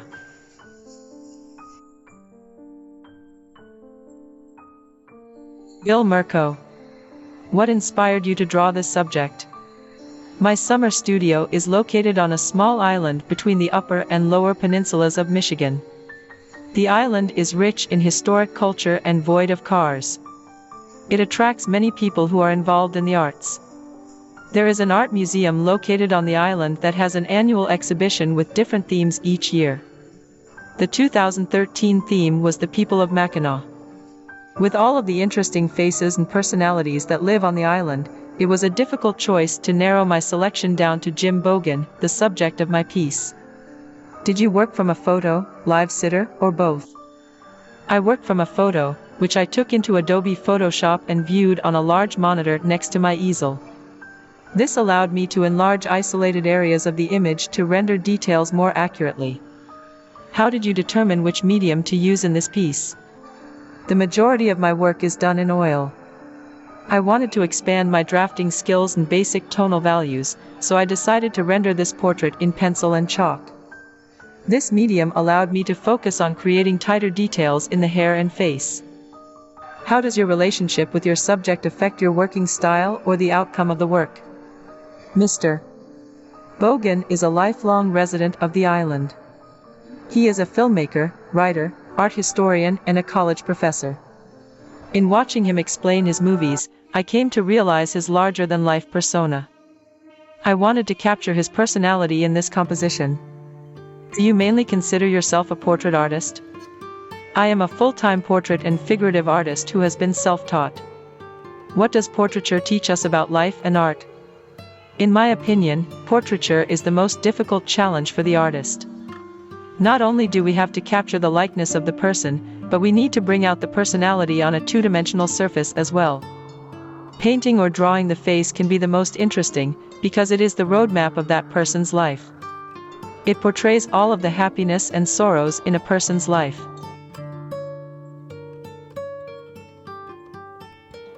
Ramchandran Narayanan. What inspired you to draw this subject? The wrinkles on that aged face were a challenge, as was the wistful look. Did you work from a photo, live sitter, or both? I did this picture from a photo by my friend Pepino. I mostly work from photos, especially when it comes to portraits. They could be pictures of friends or their relations, or public figures from magazines. How did you determine which medium to use in this piece? My forte is pencil and charcoal on paper. This picture was perfect for this medium, especially the rendering of the wrinkles on her face. Graphite pencil is the best, since one cannot get very thin and sharp lines with charcoal. I have, however, used charcoal for the deep shadow areas, since charcoal does not reflect any light, unlike graphite. How would you describe your style? I work in realistic and hyperrealist styles. All my pencil drawings are photorealistic in nature. Do you mainly consider yourself a portrait artist? I am primarily a portrait artist, although I do landscapes as well. Most of my portraits are in pencil and/or charcoal, though I have done oil portraits, too. If your drawing's title is significant, what does it mean? I was drawn to the picture at first sight, as it evoked a mixed reaction. What was the woman thinking? Was it wistfulness, anxiety, or longing? Probably it was a little of everything, so I felt, and that is how I titled my drawing Reminiscence. Olga Nielsen. What inspired you to draw this subject? I've invited this model, Megan, to pose for my class because of her interesting, spirited face, her beautiful porcelain skin and striking red hair. Did you work from a photo, live sitter, or both? I did this drawing from life. It was started as a short demonstration in the portrait and figure class I teach and finished at the 3-hour open studio session. I prefer working from life, so it's possible to see the model from all the different angles and study all the subtle changes in form. Many of my drawings are preliminary studies for sculptures. How did you determine which medium to use in this piece? Pastel is my favorite medium for short studies. It's very versatile and forgiving. It allows spontaneity, easy changes and corrections, a great range of styles, from a quick sketch drawing to a painterly impressionistic painting. Also, a huge selection of great colors is at your fingertips, no premixing necessary. How would you describe your style? I would describe my style as realistic. Which historical movements, periods, or artists inspire you? Great masters such as Caravaggio, Velázquez, and Rembrandt are the great inspiration. I also love realistic painters of the late 19th and early 20th centuries. Paintings of Sargent, Degas, Sorolla, Valentin Serov, Nikolai Fechin, and Ilya Repin are very inspiring to me. Do you mainly consider yourself a portrait artist? Portraits in pastel and oil and also sculpture portraits, portrait busts and reliefs are a big part of my work, but I also consider myself a figurative artist.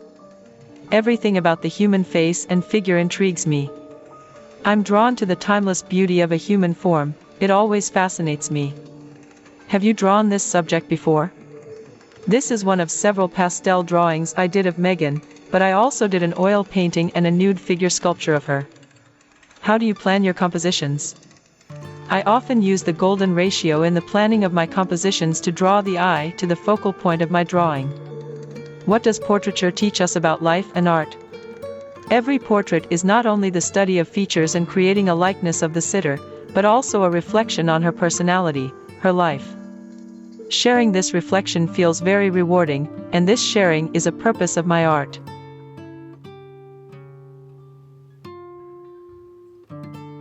Yumi Overson. What inspired you to draw this subject? I've been fascinated by figurative sculptures for many years. Sometimes I experience stronger connections with inanimate figures than with actual live models. I experience emotions, feelings, and sensitivities. I often dream about their lives and the backgrounds of the model and the time they lived. With this particular sculpture, I gravitated to the affectionate look on the angel's face. It reminds me to act with mercy toward every life. Did you work from a photo, live sitter, or both? I work from both a live sitter and/or a photo. It all depends on the creative situation. It is better to work with a live model because subtle colors are hidden in photos. Photographs eliminate so many of the colors that a human can detect in live models or other subject matters. When I work from a photo, I have to use a lot more imagination to create colors.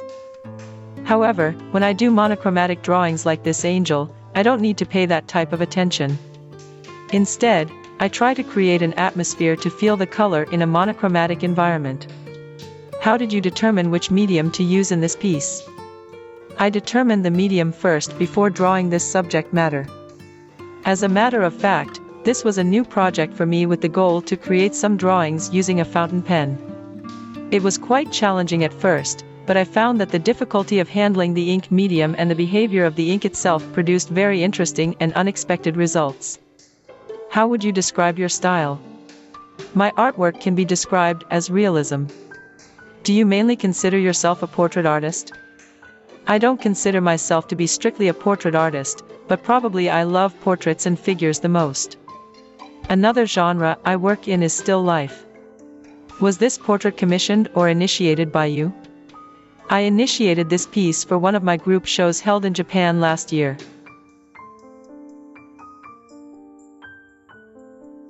Chris Page. Did you work from a photo, live sitter, or both? How did you determine which medium to use in this piece? I completed Hello Mr. Wilson in 3 sessions, about 10 hours. Drawn from life, I began by toning my paper with diluted coffee, an experiment that produced an uneven texture that I liked. I then used pan pastels with a sponge-tipped applicator for the block-in. Pan pastels are great for the initial gesture and big shapes. They're also relatively easy to erase and go on fairly dark. For the darkest darks, however, I needed to use a charcoal pencil. After the initial 5-hour session with the model, I invented everything else. He began to look more like a Dickensian character than the original Western character, and he also began looking slightly inebriated, so I spent the final session emphasizing that. How do you plan your compositions?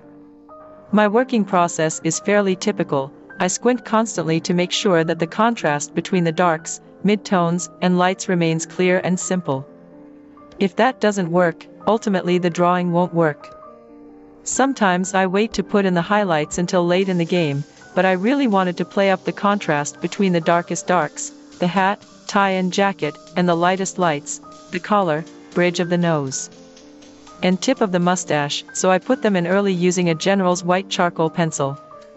Simpler is always better, so I defined the black mass of the hat using only a thin edge, again with the General's white charcoal pencil. The midtones and background are simply the coffee-toned paper showing through. Do you mainly consider yourself a portrait artist? Increasingly, I am drawn to portraiture, no pun intended.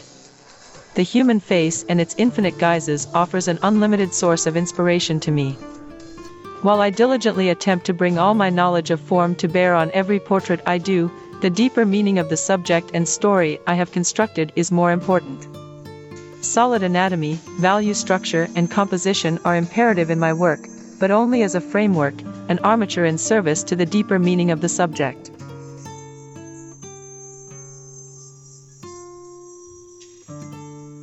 Sonam Patnaik. What inspired you to draw this subject? A combination of high-contrast light and shaded areas, textures, solid forms and tangled shapes made it an interesting subject to draw. Plus, it was my father doing his favorite work, and I wanted to capture it. How would you describe your style? Today, I am very much a realism artist, but can't say what I'll be tomorrow. However, I truly and firmly believe that it is important to be able to see, understand and render a subject in its true realistic form before we try abstract, minimalism or impressionistic art. Which historical movements, periods, or artists inspire you? Being a self-taught artist, I have inquisitiveness and observation as my 2 teachers. I do not follow any artist, or any movement or period. However, I am deeply inspired by Leonardo da Vinci and Michelangelo for their all-round personality in diverse skill and abilities, apart from art. I would like to see myself as a similar person. Do you mainly consider yourself a portrait artist? I have a diverse range of interests, subjects, and mediums that I draw and paint in.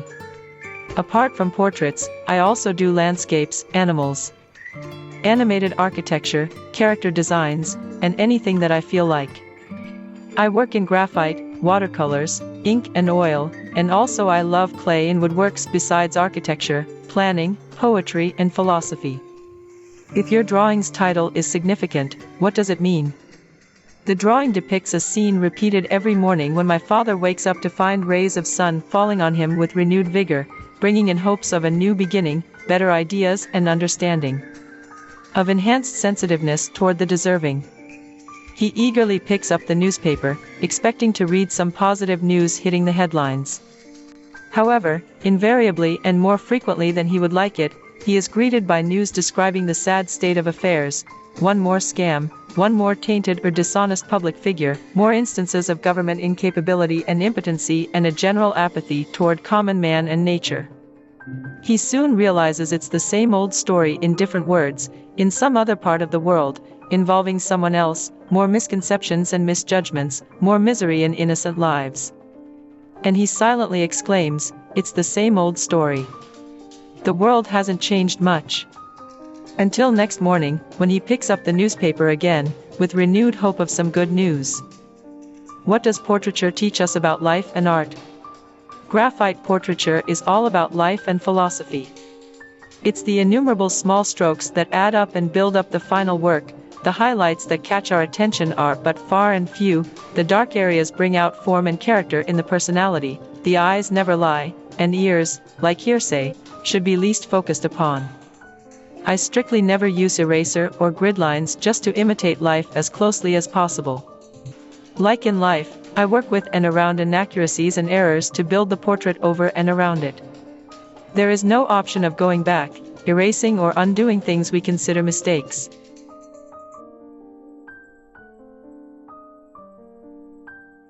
Carol Peebles. Did you work from a photo, live sitter, or both? I work from a live model because I am interested in drawing from life and the interaction that creates. Drawing with a complete humility to nature, to our immediate environment, sharpens our perception of this beautiful world around us and creates a synergy inspiring my work. How did you determine which medium to use in this piece? Charcoal has an emotional quality with a wide value range, very different from graphite. I prefer the soft effects of vine charcoal, which are easy to manipulate in the beginning stages, then I graduate to compressed 4B or 6B charcoal once I am convinced of the proportion, likeness, and value range. I finish with an eraser to the lightest values.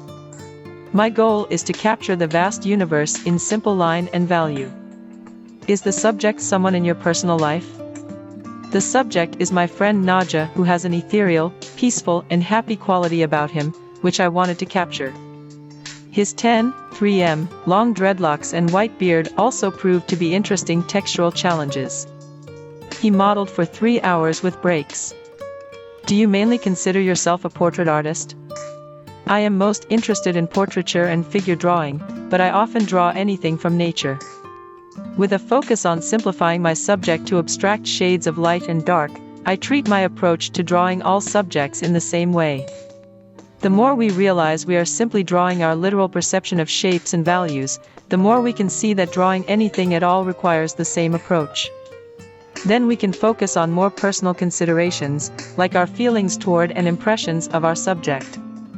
What does portraiture teach us about life and art? Portraiture forces us to study the people around us.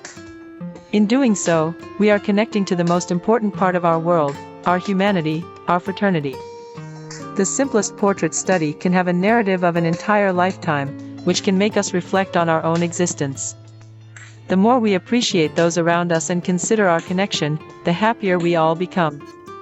Which historical movements, periods, or artists inspire you?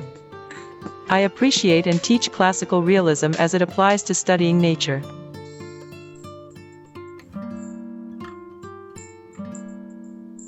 Claudia Post.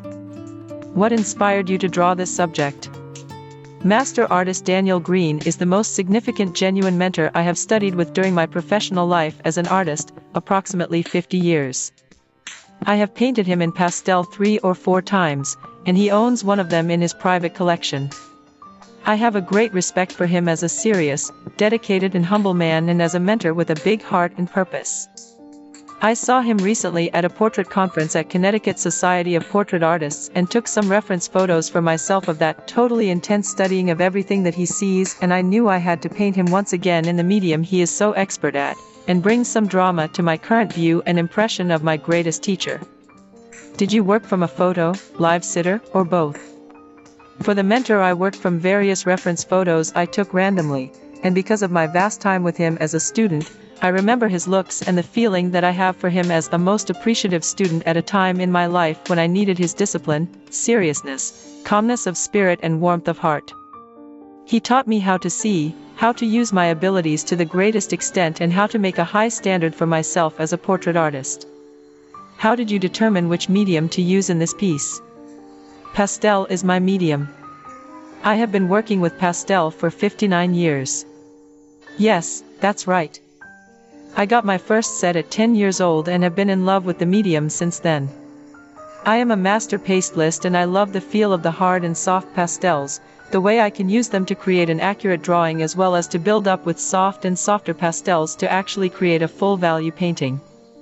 I appreciate all the options now available to a pastelist as far as the pigment choices and the multitude of surfaces now readily available. How would you describe your style? I am a realist and have appreciated classical realism all of my life, even during the 1950s and 1960s when it was not in vogue. I loved what I saw in life, loved to observe proportions, values, colors, and intuitively composed and studied visually. Now I realize that how I feel about what I see is paramount in my work. I have had many years to mature as an artist and woman, and now my skills can be expressed better than ever before because of life experience and wisdom.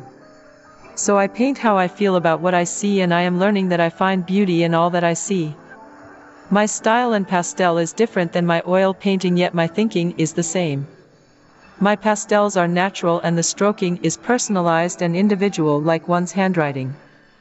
I try to always remember I am not a photorealist, I am an artist who enjoys the process, the expression, and the medium I use to create. Albert Ramos Cortez. What inspired you to draw this subject? When I left my home in Spain, I left behind the people I love, the places where I grew up, and the situations that were familiar to me. But I brought my memories with me. My inspiration for this drawing was my grandmother, who I barely get to see due to the distance between us. How would you describe your style? I am a realist artist, and although I am currently developing new concepts and ideas for my work, my preferred artistic language is realism. Is the subject someone in your personal life? The subject in this drawing is my grandmother. I carefully compose my work and avoid what I call snapshot paintings. How does your relationship with your subject affect your working style or the outcome of the work? My personal relationship with my subject is crucial for an optimal outcome of the work. If I draw or paint someone or something I have a connection with, my work is stronger than if the subject is a stranger to my reality. How do you plan your compositions? First I have the idea, which is pure chaos. But chaos needs order, and that is why I need to sketch it out. Then I set up my subject and either take a picture or work from life, then using dynamic symmetry I compose the image on the surface.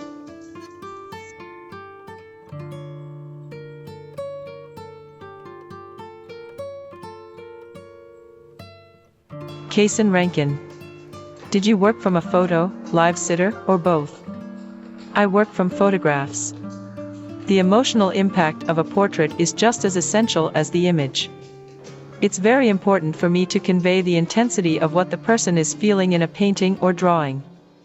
This works better from a photograph because I can capture a person in a single moment in time. Do you mainly consider yourself a portrait artist? I do mostly portrait work but also figurative work.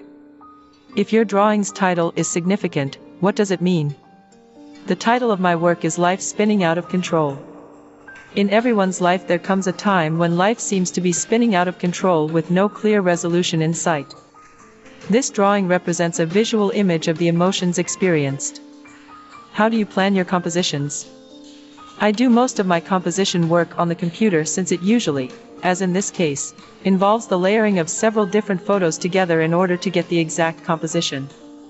This composition is an image of a woman in a traditional African headdress layered with an image of a large spiral logo on the side of a building. What does portraiture teach us about life and art? For me, life and art are the same. I can't separate the two. When I'm painting or drawing someone, I feel like I touch their soul. It's a very humbling experience when I get the image exactly right, because it's as if the essence of that person actually enters the room. Elizabeth Reed. What inspired you to draw this subject? I draw and paint from life on a regular basis. Astrid has modeled for me in my studio and my life drawing classes for many years. Her grace is always a challenge and a pleasure to capture. Did you work from a photo, live sitter, or both? Astrid sat for 3 hours for us. I used my iPad from a distance to finish the drawing. I have been using the sight size method to make my drawings. How did you determine which medium to use in this piece? Charcoal creates very rich darks and beautiful halftones. The intensity of the values create a striking image. The chiaroscuro, dark/light, is a series of choices that create a pattern. Drawings describe the experience of knowing a person, not an exact reproduction. This is the magic of working from life. Which historical movements, periods, or artists inspire you? I have the utmost respect for Stephen Assail's drawings and paintings. I try to study with him at least once a year. I have also studied with David John Casson. I teach life drawing, so my research of Robert Beverly Hale has been very helpful. How does your relationship with your subject affect your working style or the outcome of the work? I tend to have favorite models. The way they stand, and their spirit, attract me to them. I enjoy challenges and beauty. Astrid has been a fashion model, so she is particularly elegant. I have also painted her mother, Peggy. Do you mainly consider yourself a portrait artist? I love painting and drawing people. I am not known for my portraits, but rather my large-scale, imaginative drawings. I combine realistic and dream images to tell stories. How do you plan your compositions? I look for interesting patterns of general value, then describe and consolidate. What does portraiture teach us about life and art? Drawing and painting from life creates a connection one does not get while working from a photograph. The challenge taps an energy flow between the model and the artist. Short sessions of 20 minutes in a 3-hour sitting keep the work fresh. Knowing how to see helps catch a likeness as well as a life.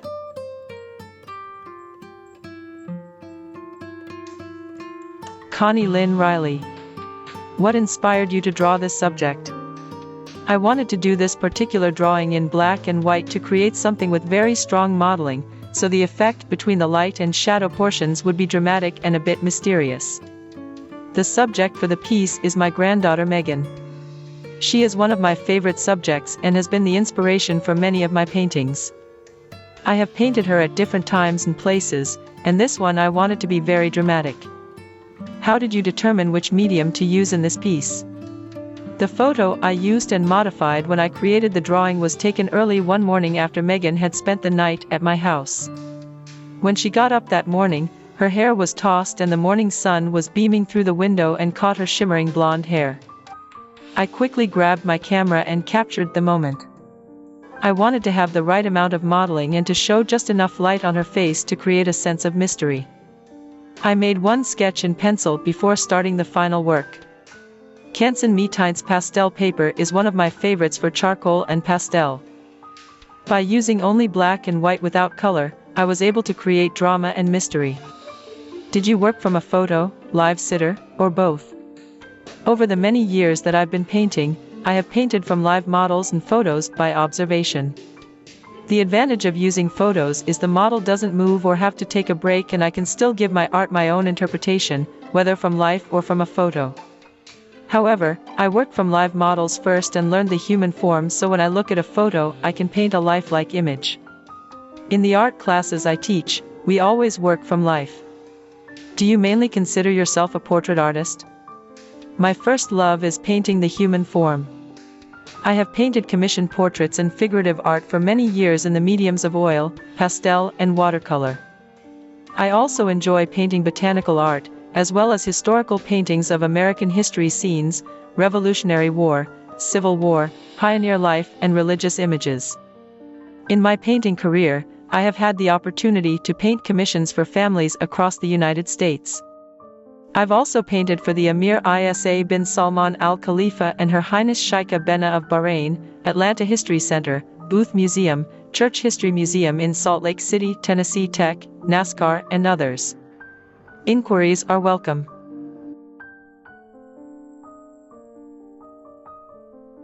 Gabrielle Koenig Ruiz. What inspired you to draw this subject? In this portrait, I was trying to capture the innocence, beauty, and mischief of my youngest daughter, Charlotte. Did you work from a photo, live sitter, or both? I draw from life, and the challenge with a young child who is as vivacious as a bear cub is to have my subject remain still for more than 30 seconds. I also wanted Charlotte to look at me, so that I might catch the unique mixture of cuteness and naughtiness that makes my daughter so endearing to anyone who has met her. This is why I did not want to draw her at the end of the day when she is calmer, but tired, or when she watched TV and loses that spark I wanted to depict. How does your relationship with your subject affect your working style or the outcome of the work? Since Charlotte is my daughter, I know her like the back of my hand, and I am familiar with her every mood and expression. I do believe that the secret for drawing and painting amazing portraits is to know your subject as much as possible. This is not always easy, but when possible, it will give you an advantage. How many drawings/sketches of the subject did you do before you finished this one? Because my subject could not sit still, I drew several sketches before I was able to capture the perfect one. I don't mind drawing my daughter time and time again. Although the process takes more time at the beginning, finding the right pose allows a more natural and lively portrait. What does portrait painting teach us about life and art? Portrait, etymologically speaking, comes from the Latin word portrahere, which means reveal or expose. A portrait should not be just a strict imitation of reality, but should convey something more. It should reveal or expose the personality of the subject, the soul of the sitter, and a mood captured for posterity. Portrait painting is therefore a reflection of life in general, time and space, and the person, or persons, being depicted.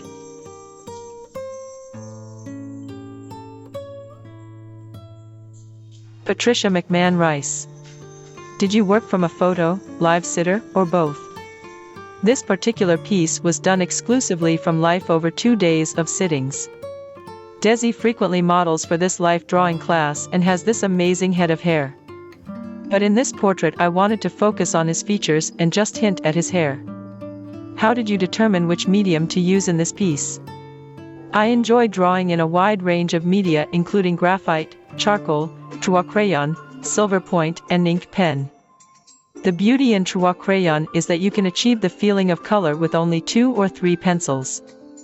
The terracotta was the logical choice for Desi's rich skin tones.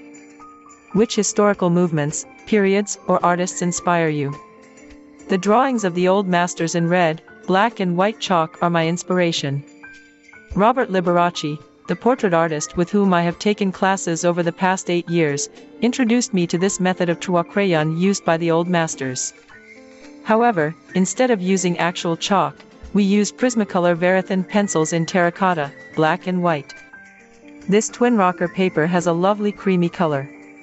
Toned with watercolor and then shellacked, this paper grabs each stroke of the pencil. The beauty of preparing the paper this way is that it can be erased back to the original cream color with an abrasive typewriter eraser, creating subtle, soft lights on the form, allowing me to reserve the white pencil for just a couple bright highlights. Do you mainly consider yourself a portrait artist? Faces have always been my favorite subject, and every face has a story behind it. I grew up in a big family, and we loved to sit around the table telling stories. A portrait painter is a storyteller of sorts. But while I am primarily a portrait artist, I often paint or draw still lives, landscapes, and wildlife. When I realized that landscape was my weakest genre, I deliberately signed up for a 2-week-long plein air workshop in Northern Ireland. It was so beneficial that I did it again 4 years later. I was definitely painting outside my comfort zone, but could feel the difference in later commissions involving landscape settings. Regularly, I take a break from portrait commissions to paint for myself, just for the sheer joy of capturing light and form and not to please a client.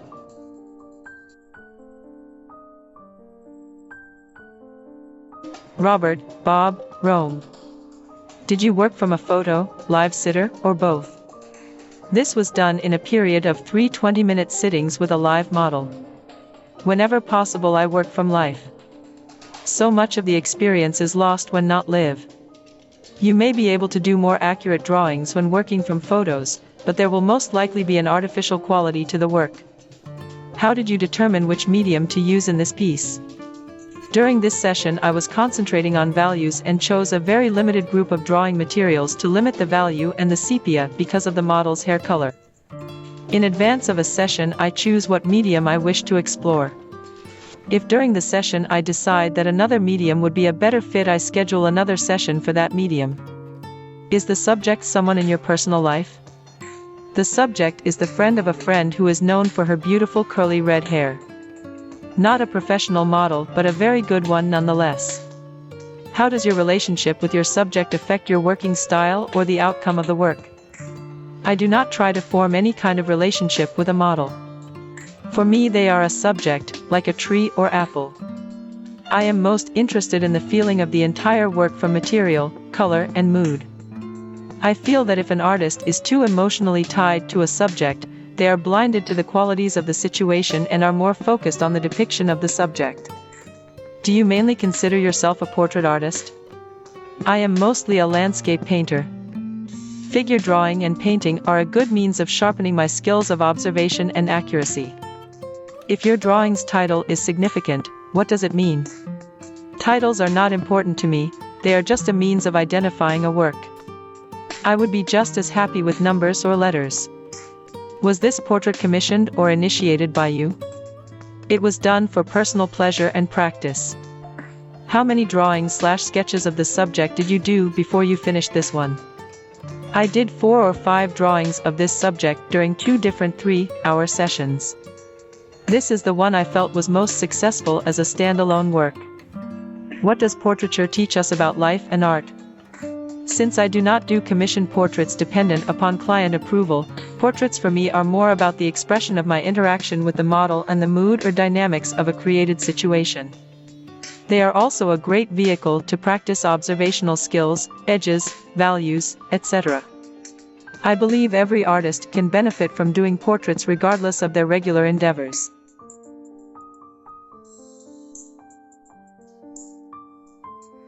William Rose. What inspired you to draw this subject?